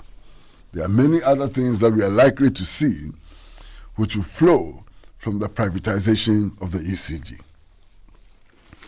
Now, if you look at the banking sector, you must be very deeply worried about the banking sector. Today, indigenous players in the banking sector are being wiped out to the extent that our banking sector is foreign dominated. And you know the consequences of that for Ghanaian workers. One, if you look at our banking sector today, for security, watchman duties and so on, you know that many of the foreign banks now are engaging foreign security companies to provide security for them. Many of the Ghanaian security companies which had contracts with these foreign banks have had their contracts cancelled. What does that mean for the Ghanaian worker? And check. What does that mean for the Ghanaian worker? You understand? Again, if you're talking about the working people of this country, they obviously must include cocoa farmers, they must include artisans, they must include blue-collar workers and so on, all the categories of workers and so on. Now, if you go to the cocoa sector, you must be very deeply worried about the plight of our cocoa farmers. A couple of weeks ago, cocoa farmers in the eastern region were actually crying and publicly stated that landlords were cutting their cocoa trees. That these cocoa farms, the lands on which the cocoa was being farmed, was being now sold to giant corporations which are now doing rubber. So all over the country, we are cutting cocoa trees to plant rubber because of the land tenure system, which does not guarantee continued access to cocoa farmers. So cocoa farmers are crying, they are weeping, and so on. That's a major concern for cocoa workers, that their farms are being cut to plant rubber because of a very bad land tenure system which does not guarantee them access to land over a long period of time and so on. That's a major worry. Last year, and in fact your website carried that statement, LBCs, licensed buying companies in the cocoa sector, issued a very long statement complaining that practices by foreign LBCs would kill them, and that if government does not make an intervention, in the next 1 year, the local buying companies will collapse. Now, if they collapse, what would it mean for workers in the cocoa sector? Loss of jobs.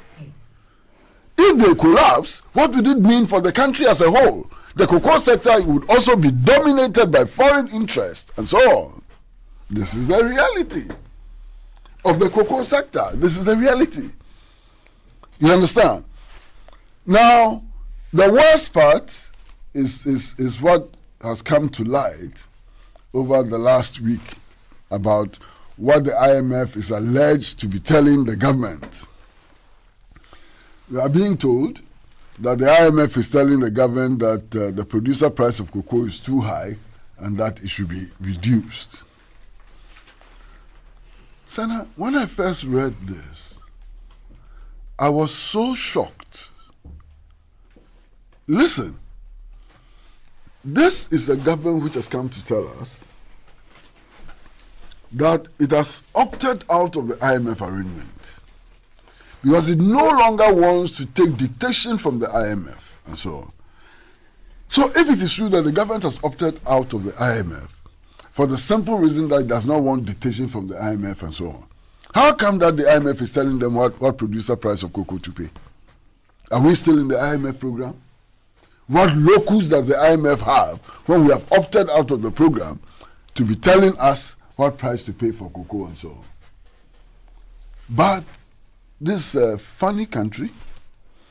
There's an interesting country. There's a country in which all kinds of things happen. And indeed, it's a country in which some of our leaders, if not most of them, think that we, the citizens, are just yo-yo. They can tell us anything. They can push us around. Otherwise, how can anybody be telling us today that after opting out of the IMF program, the IMF is still in a position to dictate what the producer price of cocoa should be? Is this not some Cocoa Nancy story? I just wonder, and so on. Now, the plight of workers, if we are to discuss the plight of workers in detail, perhaps we will never end this program today. One of the major concerns of the working people has to do with just simple transportation. How do they go to work, and from work, how do they go home? In the evenings, between 6 and 7, just drive past the 37 roundabouts and see the women and men, some pregnant women, or virtually stranded there, looking for transportation to go back home. Some people, to get to work, have to wake up at 4 a.m. to get to work at 8 o'clock. They cross at 5 o'clock, and the earliest time they can get home is 9 p.m. because of the transport situation. They are not sleeping enough. They are stressed. They don't have time to look after their children and so on, with all the social consequences. Transportation is key. In the face of all of this, you go to the Achimota terminal and you find the number of brand new Ayalolo buses which have been packed. Packed! And you ask yourself, what is happening? The Ayalolo buses have been parked at the Achimota terminal. They are not working anymore. I understand that a couple of them were also sent to Kumasi for experimentation and so on. They have also been parked. And the workers are yearning for transport to go to work and come back home at affordable rates. Is not available. And the state has spent millions to acquire these buses. And the buses have simply been parked. Ebeyo. Massa, one of the major problems that confront the working people of this country also happens to be housing. And it's especially a huge problem for newly recruited workers. Why? Rent advance. Landlords are asking for 5 years rent advance. 5 years. In some instances, well, that's for the people a little high up who like nice houses, flats, and so on. You know, self-contained houses. Is that not how they call them? And so on. They have to find dollars to pay in dollars, to pay the rent in dollars, and so on. So young people have no future. The young person gets a job in Accra. He comes to Accra. He has to pay 5 years rent advance.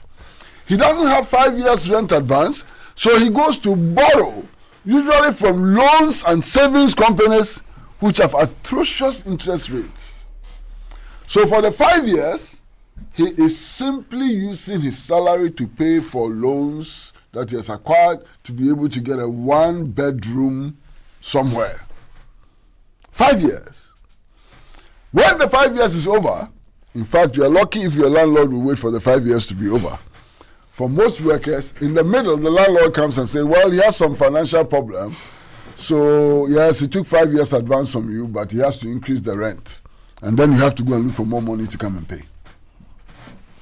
If the landlord does not tell you that he's increased the rent, he says, oh, pay 2 more years. And so on. So workers are constantly being harassed over the accommodation problem. What can the state of Ghana do to minimize or eradicate the accommodation problem facing workers? And Massa, I sometimes am so shocked, almost to the level of speechlessness.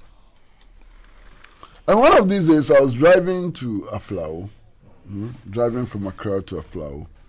Somewhere in the middle of the road on my left side, I saw what looked like a new township. Yeah. Beautiful story buildings and so on. So I said, look, let me stop. Let me go and have a look. So I turned left. This is a huge township. Unoccupied. Left empty. And so on. Exactly. I later found out that it was called the Sagrami Housing Project. Beautiful houses, the new Tema, and so on. Unoccupied. Then last week, some government officials and functionaries had a press conference, and the excuse they gave was that the houses have not been allocated and so on because they believe that there was some corruption in the award of the contract. And I said, my goodness, my God, what is this? Let us assume that they are right, that there was corruption involved in the award of the contract. Let us assume that that is true. So if human beings go and live in that estate, if they live in that housing project, how does that stop investigation and prosecution of people who were corrupt? Why? Our leaders no longer think, they are no longer thinking. Yes, okay, there was corruption. So what? So the houses which have been built with the sweat and labor of working people of Ghana and so on should stay there and rot. Can you understand this? Can somebody understand this? Can somebody understand this? Yes, there's corruption. Investigate the corruption, punish the corrupt elements, but let us use the houses. Let people occupy the houses. I mean, you go to the Nima police barracks and you see the conditions under which police personnel have to live and work. And you come to realize that beautiful houses, modern houses have been completed and are not being allocated because somebody says that he suspects corruption in the award of the contract. What callousness! What wickedness! Can you understand this? I can't. Then there is the issue of health. Workers have enormous problems with health. When the National Health Insurance Scheme was introduced, I was worried. Because initially it did not cover many diseases. Covered diseases like malaria, like diarrhea, and so on. Headache. And so on. I said, why? As for these ones, we can manage. We can manage small. I mean, I know where to buy my chloroquine and paracetamol and so on. We can manage. The problem is when your kidney fails to function. That is what the worker cannot bear. The problem is when the worker begins to go blind and needs to change spectacles or needs to have new spectacles. The problem is when the worker has a baby with a hole in heart. Those are the big things. So if you go and introduce health insurance, which is for etipaye and malaria and so on and so forth, you haven't helped the worker much. You understand? But fortunately, over the years, the category of ailments that the scheme covers keeps increasing. And that's a useful sign and so on. But the health insurance card now is not worth very much. Because we're hearing stories of health facilities which are refusing to accept the card because of delays in payment. And so, well, the President of the Republic has assured us that actually they will borrow money to pay SNIT arrears and some of all of these arrears and so on. But you see, if you borrow to pay what you owe, you still owe. You understand? But we'll wait to see. That's one of the headaches of the Ghanaian worker. And as I said from the very beginning, if we are to harp on the problems of the Ghanaian worker, we probably need a whole day. So what I'd like to do at this stage is simply to call on the working people and their organizations to realize that they are all under attack. The review of the Industrial Relations Act of 1965 affects every worker. Whether you are in the Public Services Workers Union or in the Teachers and Educational Workers Union or in ALU or in what's Kumsin's organization? Kumsin's organization is Federation of Ghana Federation of Labour. Ghana Federation of Labour and so on. It affects all of you. And you have no option to working together, to crossing your ranks, to defend your interests and so on. I mean, I was so happy last week when I read that the Tema District Council of Labour was actually leading the charge with regards to the GHPA agreement with MPS. I mean, the Tema District Council of Labour has been a militant labour movement, mobilizing workers across unions and so on. That model is important to guarantee the future of Ghanaian working people. And indeed, workers need to rally together to wage a relentless struggle for the improvement of their conditions. And workers ought to realize very clearly that all that they can lose in this struggle is nothing but their chains. They have everything else to gain. Thank you very much.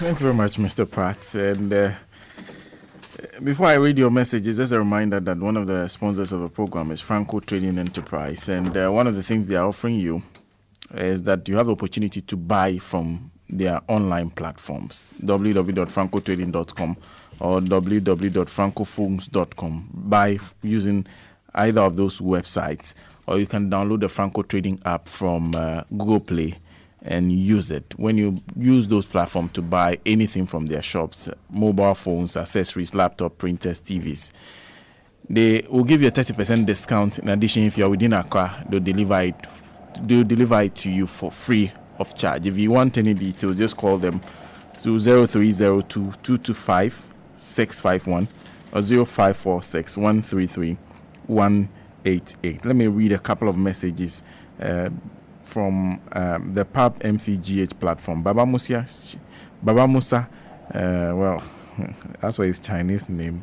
It says, great submissions by our panelists. For the first time in the history of Ghana, Ghanaian workers were demonstrating on May Day over deteriorating working conditions at Akufo-Addo.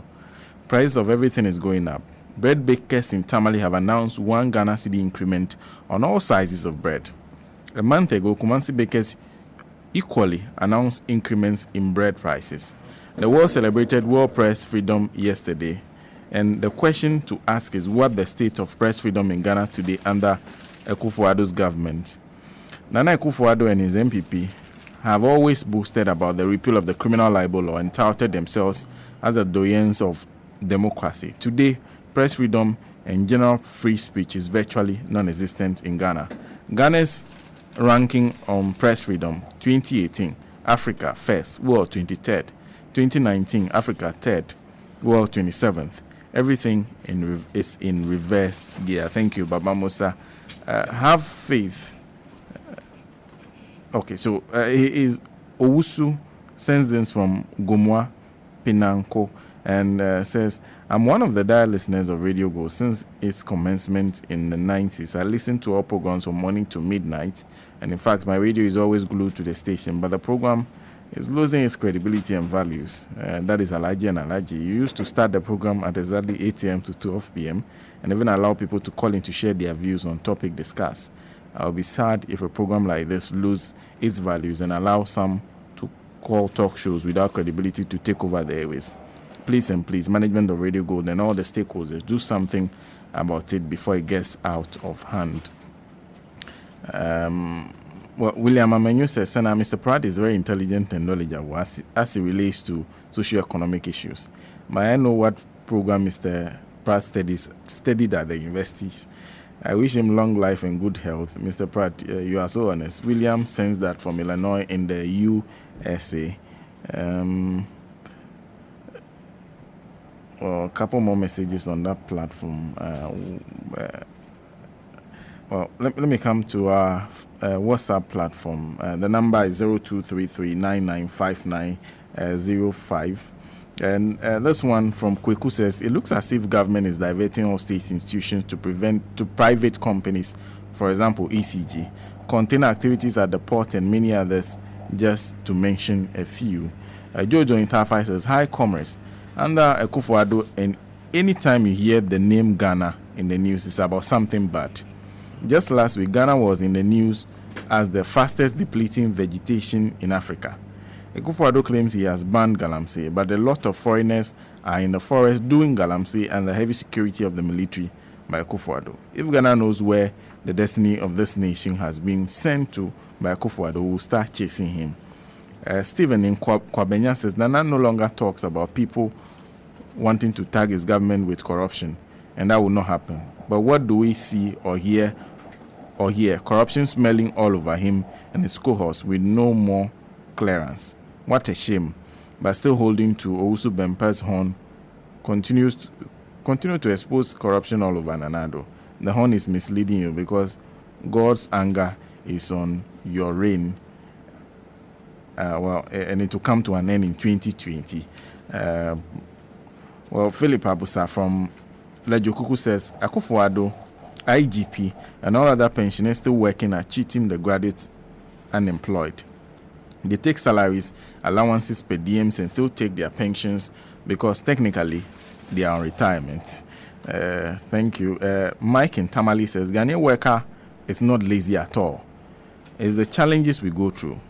Workers take loan to at least put up a shelter and put you at a difficult situation until the deduction is completed. Sana, the Ghanaian worker is really going through hell.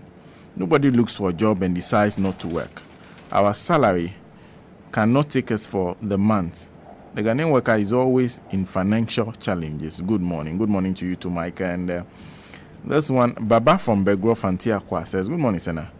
Sana, we should not be deluded into thinking that this crocodile government has Ghanaians at heart. This government is actually at the service of its cronies and families. Sana, until the leaders of our trade unions win themselves from the inducement of these corrupt politicians, innocent and hardworking Ghanaians will continue to wallow in the quagmire of this salary, SNIT, and pension mess. Finally, Sana, you know Uncle Kwesi Pratt doesn't talk by heart. Kindly talk to the managers to help profess solution to the problem he is talking about. Thank you. This one says, hello, good morning. Ebenezer from Tema says, hello, good morning. Senna, please tell Uncle Kwesi Pratt and Mr. Pee-Yalley and the rest of your regular panelists to ensure they establish a school or an institute of analysis to train the future generation with this analytical wisdom they have. Thank you. And finally, good day. Well, this one, I don't think it's for this program, by the way, because it addresses Senna and Boachi. That should be the morning show. This one says, Nyankra says, Uncle Kwesi, they should leave it to rot. The law of causing financial loss to the state is still on our books. I think he's commenting on the Saglemi housing project issue Mr. Pratt raised. Before we go to our next topic, just another reminder that the program is also sponsored by Kulun Ghana Limited, the producers of Mr. Q for the general well-being of men, with June capsules for treating urinary disorders and prostate challenges in men. SNY granules is for fertility issues in men. Arbabazen pills is for menstrual disorders, and King tablet is for hypertension or low blood pressure. Now, all those are products of Kulun Ghana Limited, and they can be found in all leading pharmacies, chemical and herbal shops throughout Ghana. You can contact them through 0244 139 176 and 0204 139 176 and 0274 139 176. Well, let's move on to the next topic. And we celebrated May Day on Wednesday, and on Friday we're celebrating World Press Freedom Day. And one of the issues that have been discussed about in Ghana is the issue of the safety of journalists. So we're talking about that in our next topic, and I start with Mr. Wilson once again. Really? Okay. Well, the World Press Day, I may be a little brief so that I can leave it for the practitioners to make their comments more, because they may know exactly what's going on there. But let me again use this platform to congratulate the press. And when I make reference to the press, I'm making reference to all of you who are practitioners, journalists, and all that. I believe strongly that, particularly in this country, and of course so is it with other countries, the press movement has come a long way. The struggles that were confronting the press in some years back may not be the same now, which means that there might have been, or there is, some improvement, even though there is an argument that press freedom hasn't really got into the state where we should celebrate it as indeed there's a freedom, because there are some still difficulties surrounding the execution of the duties of pressmen and women in Ghana and across the various countries. Now, there's no country that will want to downplay the importance of press or the media. Indeed, there's this mantra in this country that the press or the media is the fourth realm of the estate. In other words, when you take off the executive, the legislature, and then the judiciary, the next most important, even though it's not documented, we all acknowledge that it is the media and it's the press. And it is because of its importance and what it does, in any serious organization or serious country. I am tempted to believe that even in countries where democracy is not being practiced, they still need the press. Because in an autocratic dictatorial economy, you still need the press to disseminate certain form of information for you. And so the media, the press, plays a significant role. And you cannot take or downplay on its role, irrespective of what angle you look at it and where and how you look at it from. The importance of it cannot be downplayed. The media in a democratic country like Ghana is supposed to be and is expected to be the agenda setter. In other words, it is the media that plays a strong role when it comes to the perspective and how an economy should move, the country should move. And in recent time, there are one or two examples that we can make mention of. What readily comes into mind is the fight against Galamsey. And I have said that the fight against Galamsey was never it was never championed by this government. It was actually a project that was championed by the media. And over the past years, there has been some commitments to fight Galamsey in this country. Indeed, I know of the past government under His Excellency John Mahama. I know of the past governments under His Excellency the late Atta Mills, and previous ones, His Excellency J. Kufuor, and even His Excellency Rawlings. I am sure and I know that there were some level of fighting against the Galamsey headache on us.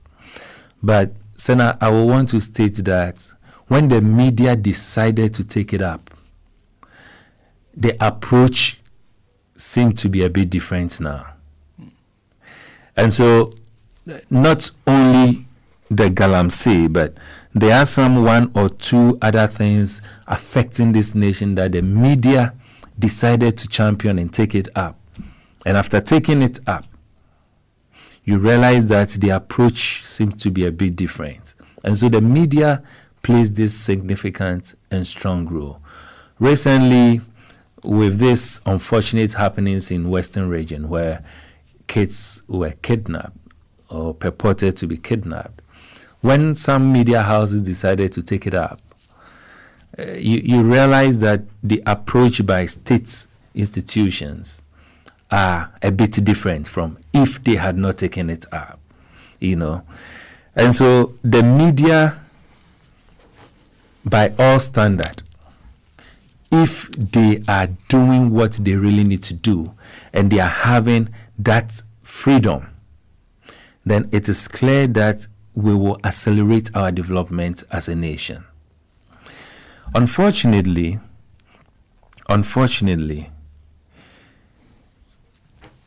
when all of us are appreciating the role of the media, there seem to be some limitations and there seem to be some difficulties, blockade. Some are being introduced deliberately by some key interested parties and personalities in this country. Let me at this moment express my condolence to the family of Swale. And then also to talk of the difficulties and the limitations, as I mentioned. The key among it is the media's inability to have the freedom that is really needed. And it is simply because most of the media practitioners have reduced their profession to partisanship. And so it becomes very difficult for them to behave professionally.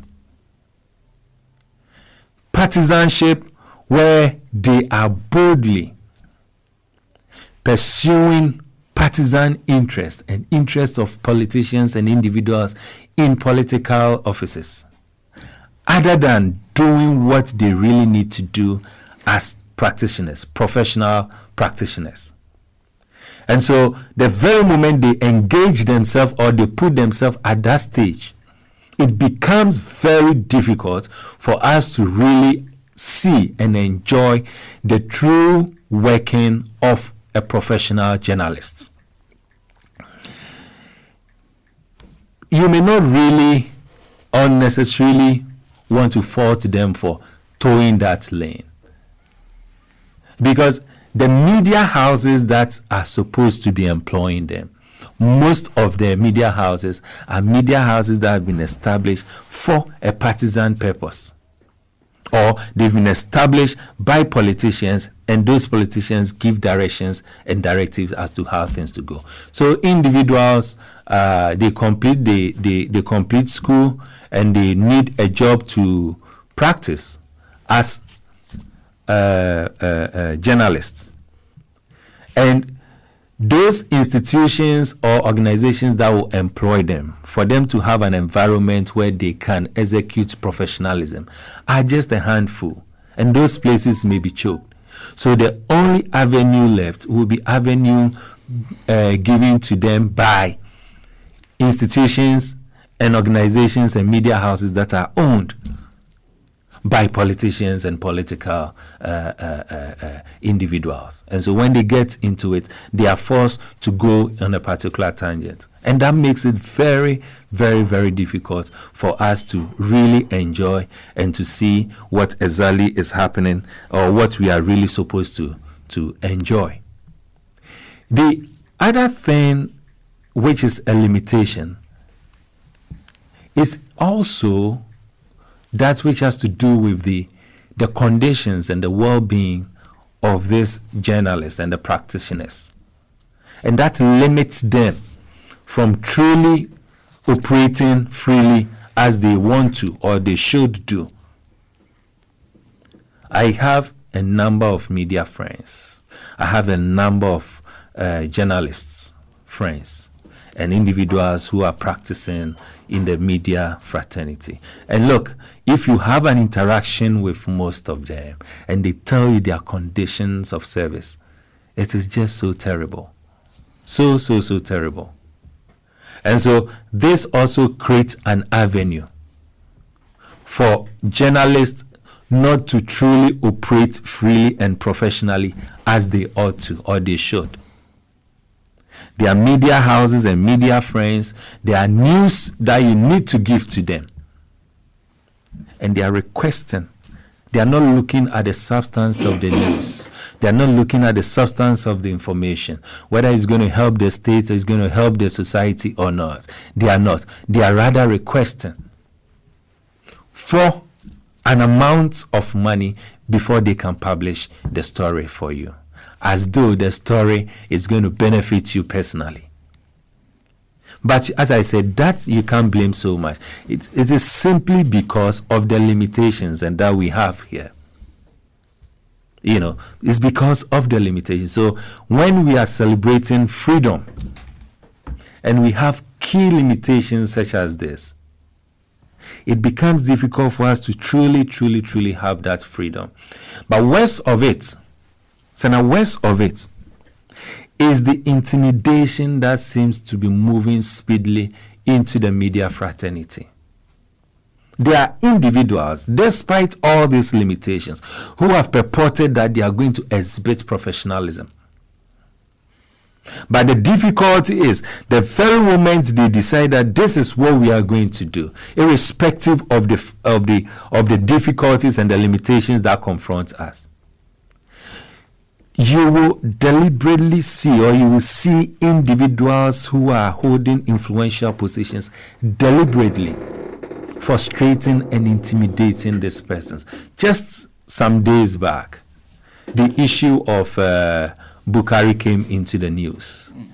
And then after, the story we are reading is that the Star FM journalist who is behind all this expose is being threatened. And he has moved out of the house and nobody even knows where he's staying as we speak. This is something that needs to be condemned. And the state security need to intervene to ensure that individuals who want to or who have elected to operate professionally will do so without any intimidation or without any fear. But unfortunately, we are not having such a thing. And so it is either we whip you in line for you to sing the song and what we want you to sing, or you are on your own. And you being on your own means that you are against a system that is extremely bigger than you. And your ability to survive is just very, very, very minimal. So you will still be pushed to get into the era or the state of not being professional. And that is where also the problem lies. And that is where the problem is. I think that as we celebrate the World Press Freedom Day, yes, looking at the genesis where we've come from, we may have made some strides. But the truth is, there are a lot more that needs to be done. And in doing this, it is important that all of us help in acknowledging the vital role that the media plays. All of us will create an environment that will encourage the media practitioners to be bold and to work professionally. But, while advocating for the media, I must also state that there are some of the media persons and some media houses that, despite the limitations and the frustrations, they themselves are also presenting themselves so cheap, to be bought so cheap. I still do not understand why some media personnel will reduce or ignore the ethics surrounding their profession. So now, in as much as I am all out in fighting corruption, we must also be very careful on how we go about certain things. And I'm making reference to the media. There's this funny thing that is speedily creeping in our setting, and that has to do with leaked tape, recorded tape, leaked tape, recorded tape.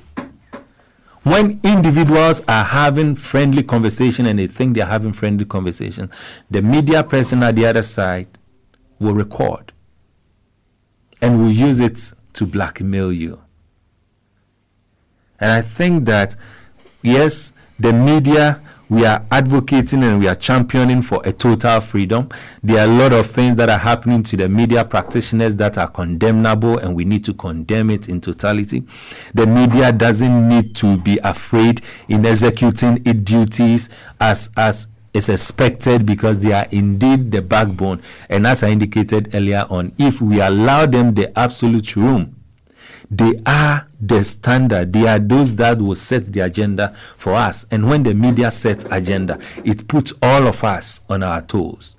But I'm saying that despite all this, the media also, practitioners also need to find a way of branding themselves such that the professionalism that we expect from them, we will experience it, because till we experiencing that professionalism, it becomes very, very, very difficult for us all as a nation to enjoy that which we need to, or we ought to have enjoyed from the media as a partner in developing our economy.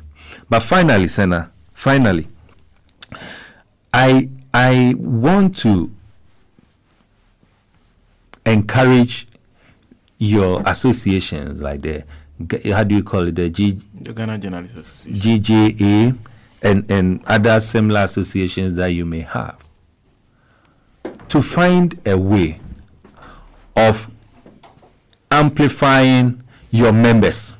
I mean, when I'm talking of amplifying your members, I'm making reference to encouraging professionalism in your members. To also find a way of letting all of us as a nation know that you are so united and you are able to protect your own, that when there is an attack on one of you, there's an attack on the entire association.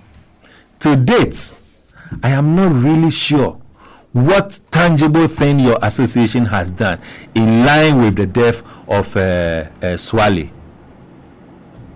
Just yesterday or so, I heard your president, Afre, condemning... No, Afre Money. Afre Money, yes. Afre Money. Condemning the attack on the Star FM journalist. But that shouldn't just end there. That is not all about it.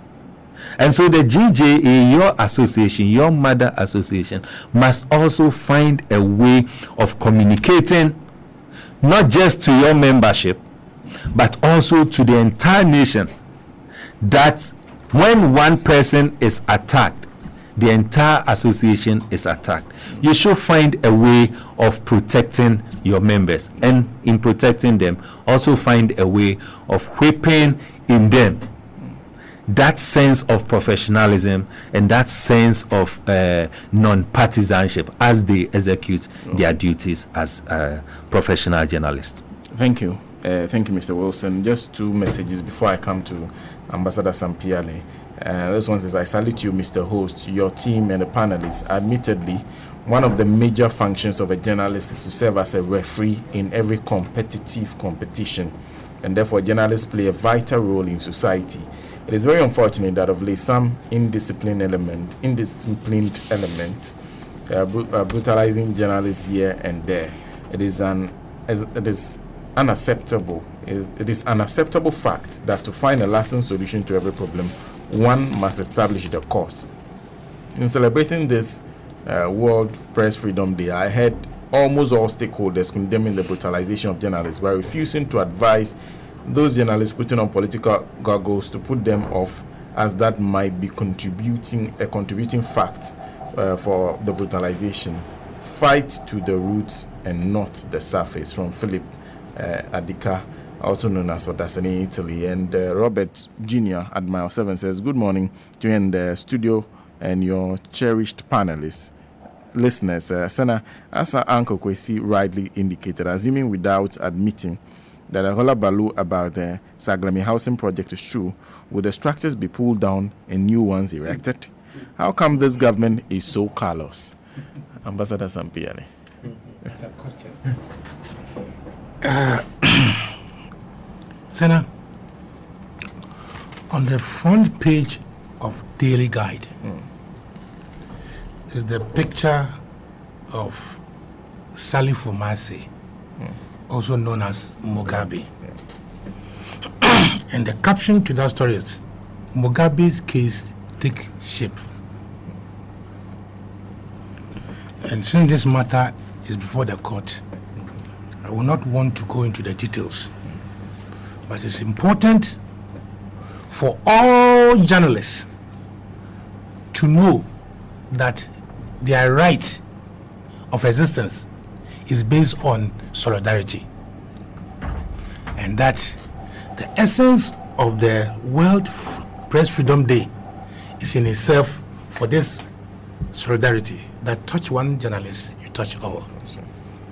So, for example, if you look at the Al Jazeera, it has this byline always running about some journalists the Egyptian government has incarcerated.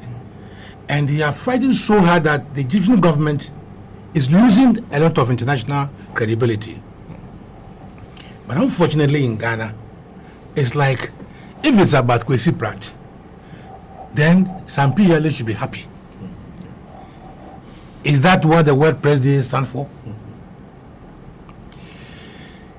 I want to ask the question. Listen, you are younger, so you can help me answer. As to whether the constitutional provisions that made the media of Ghana, the fourth estate of the realm, whether or not it has made them effective, free, and responsible. And for me, I will say no. So now why am I saying this? Because I have grown to see and work with journalists like Ekuasana Danswa, Cabral Bleamia, Brother Takwesin, and some strong-willed journalists who did not operate under this so-called press freedom and this constitution under the press freedom. Are you following what I'm saying? I have read articles of Cameron Dodu, Jehu Chem, Edward Ameibo, Kokusi Chado. All of these have functioned, and my own classmate, Ayebuafu, a graphic, they have all functioned without the so-called rights and responsibilities under the Constitution. And today I want to put my foot forward to say that the press in Ghana was even free and freer under the PNDC than now. And why am I saying that? Today, the press themselves have boxed themselves into two camps of for you and for against us. So, for example, our brother Kwesi Pratt is lamenting that people who have earned political positions by being on this platform are refusing to associate with this platform because it's a pro-socialist platform, if I may say so. Is that not the case? Yeah. Who boxed you into this? Who? Is it the Constitution or lack of the lack of the Constitution? Today, we have press men who allows politicians to come and sit on their radio TV stations, insult them. Sometimes they're in point of even attempting to slap them, and the following day the person is there. Are you following me? I am saying that the press is more enslaved under this constitution or this era than when there was no constitutional provision for the press. Because if you have been given constitutional bargain to be free, to be responsible in your reportage, so that the world will feel that the poor man on the street is being protected, and you yourself decide that once the Minister of Works and Housing is saying that there's going to be investigations into the Saglemi house, you are going to side with the minister instead of siding with the masses and claiming that no matter what it is, people should go and live in it. Who are you blaming? Fusana, who are you as journalists blaming? Today we have press and media men who have become so powerful to say that, please, this is my show, I will walk you out of the station. Powerful. I am a journalist too, and you know that. And I have known that in the practice of journalism and public relations, it is your work that you put you where you should be, and not your political inclination. And this is what we were taught at the Institute of Ghana Institute of Journalism. But today, you will become a journalist from a village unknown come and sit behind the console and speak any manner of Akan language, and you call yourself a journalist. Today, if there's somebody in Radio Gold who attempts to speak a little about MPP, they will say it's what against. Yeah. And it's even worse when somebody in Peace FM or Joy or some other radio station decide that I want to be a bit objective, you'll be sacked. So even if you know do well, now who calls up? Media. If the media no do well, now who calls up? You are causing it to yourself. You are more powerful than the politician. I know you know that. I know you know that. Okay. The politician is the one who wake up in the night and call you. Listen, don't publish this. Sure. Don't publish this. But if you box yourself and go and put yourself in the pocket of the journalist, now who calls up? Now, see, Sana, until the Ghana media decide to be intelligently independent, they will forever be where they are now, and even worse. Sana, before 1992 Constitution, we had a newspaper called the Chronicle. Still there. Chronicle. Oh, that was Chronicle. And this newspaper decided to be the opposition voice of the people against the PNDC and the earlier part of the NDC when the opposition boycotted the parliament. And there was another newspaper that decided that they will make their fortunes on Rollins. So they call them Daily Rollins. Don't you know that? You know that? They call them Daily Rollins. Every day, Rollins is mad. Rollins has done that. Rollins has done that. So everybody call them Daily Rollins. This one. I get it. I know the one now. You see? So if you pitch yourself in this stance, who will respect you? Who will respect you? In Ghana as we are, even the selection of panelists to a program depends on who is coming to sing the song of a certain president. That's true. They will select people who they know will not speak their minds. So, for example, I was a regular contributor or panelist to one of the media. After closing one day, the producer walked to me and said, "Oh, Uncle, our boss says that we should find a replacement for you." I said, "Thank God. I'm an old man and I want to even rest." Just because on that day, I have pointed out to the program that the selection of the topics were not good for Ghana. That's right. I want to talk for Ghana. I don't want to talk for any political party. Sure. I want to talk for the youth of this country because our generation has been a generation of failure. That's true. A generation of wickedness. A generation that would find oil and package it for one Ghanaian when a lot of Ghanaian youth are unemployed. A generation that will decide to destroy the education of the youth now so that they cannot be employed in the future. That is not a good generation. Yet, the persons that we call our fourth estate are quiet. But of course, Senna, everybody knows that Ghana needs the armed forces, isn't it? But if, excuse me to say, you pack the armed forces with crooks and thieves, how would they arrest the thief?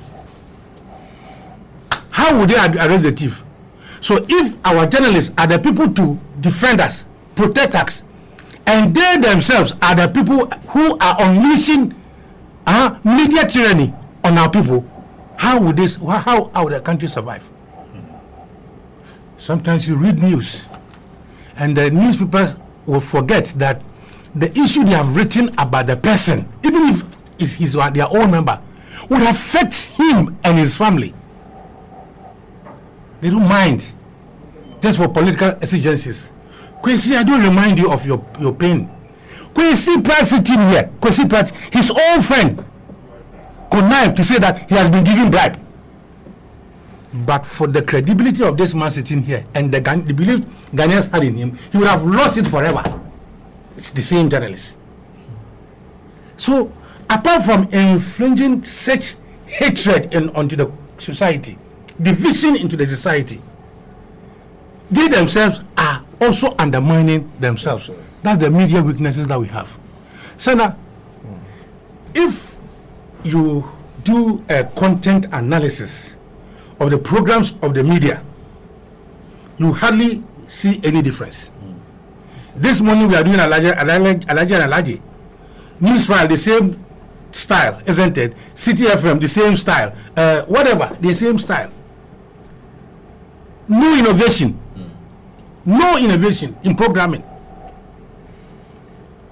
And sometimes the English, some of the language some of our media men use in this. See. You say what? Mugabe case takes shape.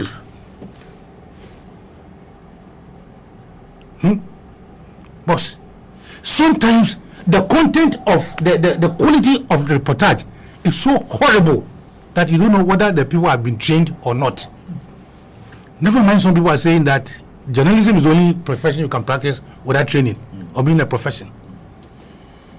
But I did challenge that is an act of communication, and if you don't train yourself properly, you cannot communicate also properly. And there's no wonder that all of you are doing the same thing, copycat, because the training that you need to be innovative in coming up with a program like Alhaji And Alhaji from nowhere. You know, now everybody is copying the same, copy paste. If it is soccer, the same time, the same story. World Freedom Day, Press Freedom Day will be meaningful.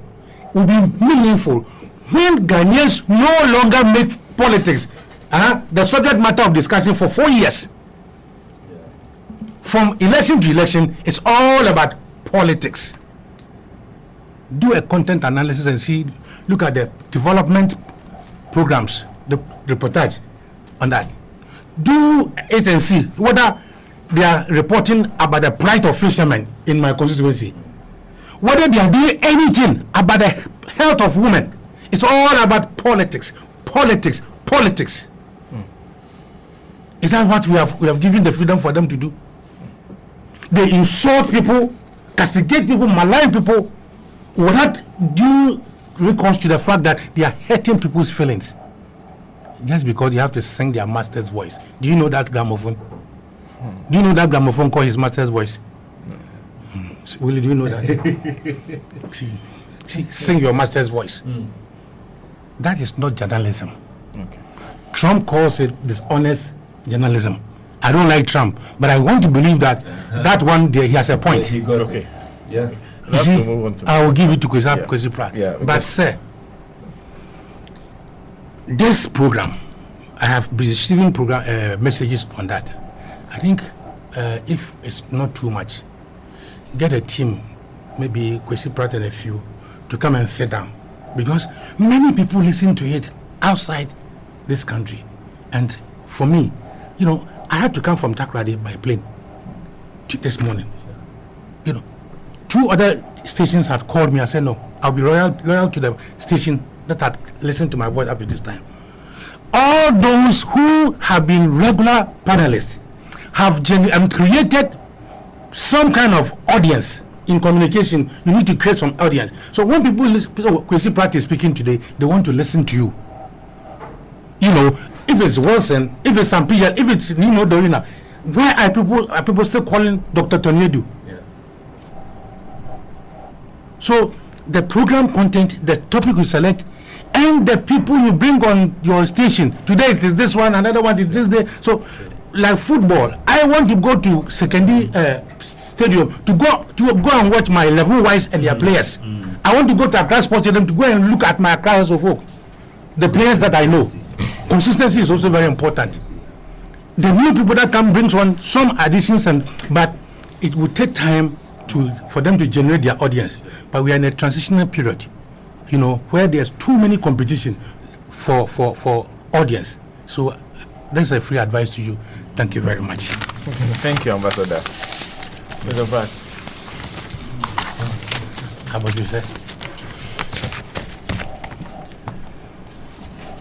I'm going back. Well, I'd like to state emphatically that the right of free expression, which journalists need to be able to practice their trade, is not one which is the preserve of journalists. So, invariably, when we are talking about press freedom, we are talking about freedoms which also ought to be available to every other citizen. Okay? Now, what this means is that when we fight for press freedom, we fight for the freedom of everybody else in the society. Press freedom is not enjoyed exclusively by journalists, and it's a very important point to make. Because sometimes I hear comments, sometimes by even people who are in the profession themselves. And this morning, I've read from the chairman of the National Media Commission statements which are exceedingly worrying. Statements to the effect that if journalists want to enjoy their freedoms and so on, they ought to be responsible. That's not a very, why? That right of free expression is a right which does not belong to me. So if I am irresponsible, you can't take away that right. It's a right for the whole society and so on. And this is not to endorse irresponsibility in the media. There ought to be responsibility in the media, there ought to be responsibility in medical practice, there ought to be responsibility in accounting, in policing, in soldiering, everywhere. You understand what I'm saying? But the point I'm making is that the mistakes of journalists cannot be an excuse for tinkering with the right of free expression. And this point ought to be made very strongly. Now, yesterday was the day on which we decided to observe World Press Freedom Day. And the day before, one of our own his house had been attacked for allegedly leaking a tape recording. That should be very worrying for all of us, very deeply troubling for all of us, that a day before yesterday, a journalist was his home was viciously attacked because it was believed that he had released, some recording. Now, we should also be very deeply worried that as we speak, there has been no prosecution of the case involving Ahmed Swari, and I'm very deeply worried by that. We should also be very, very deeply worried about the fact that those who have threatened Anas Arimiyao Anas, they have not been punished. They have not even been apprehended. And people who go on air and actually threaten to kill, to beat, to maim, and so on, walk about freely. And in the face of this, we are told that the Deputy Minister for Information is saying that government is going to introduce some mechanism for the protection of journalists. Mechanism for the protection of what?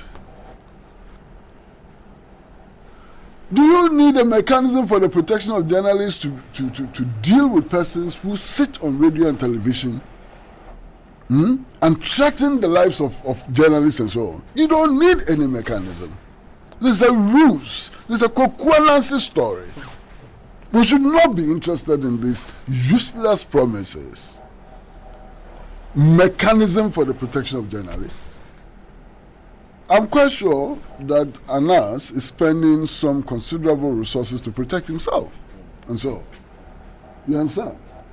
I'm sure that many people in his family are living in fear and so on. And the response is that they are going to work out some mechanism before June 2019. What mechanism? What mechanism? What is the police doing? What are the intelligence services doing? In any case, even this one, you don't even need the intelligence services. The people who are threatening, they are not hiding. They've come freely, openly to threaten. I should stop this talk. It doesn't help anybody at all, you know. And then, you know, officials should mount podiums and tell us about their commitment to press freedom and so on. Are they not the same officials who sometimes call advertisers not to advertise some particular networks and so on? Are they not the same officials? And I think, look, it is also time for the leadership of the Journalists Association and so on, when it comes to observing these days, not to give the platform to the very people who abuse us, you know, to come and rub salt in our wounds. Why? Why should it be that every day, every time you want to celebrate World Press Freedom Day, you have to bring a minister? Why? Every time you want to celebrate Press Freedom Day, you have to bring people from government. Why? I don't understand these things. Anyway, my brother, it's okay. Okay, so. Well, thank you very much, Mr. Pratt. And before we go, just a couple of messages. Professor Kwame says, apparently the only workers currently enjoying are the family members of Nanado in his Obolo government. Even the freedom of speech by workers to channel their grievances has also been halted by the Nanado's autocratic and vindictive type of governance. Government workers now work in fear of being victimized. If Mahamas Eka 43% deal wasn't good for then opposition MPP and some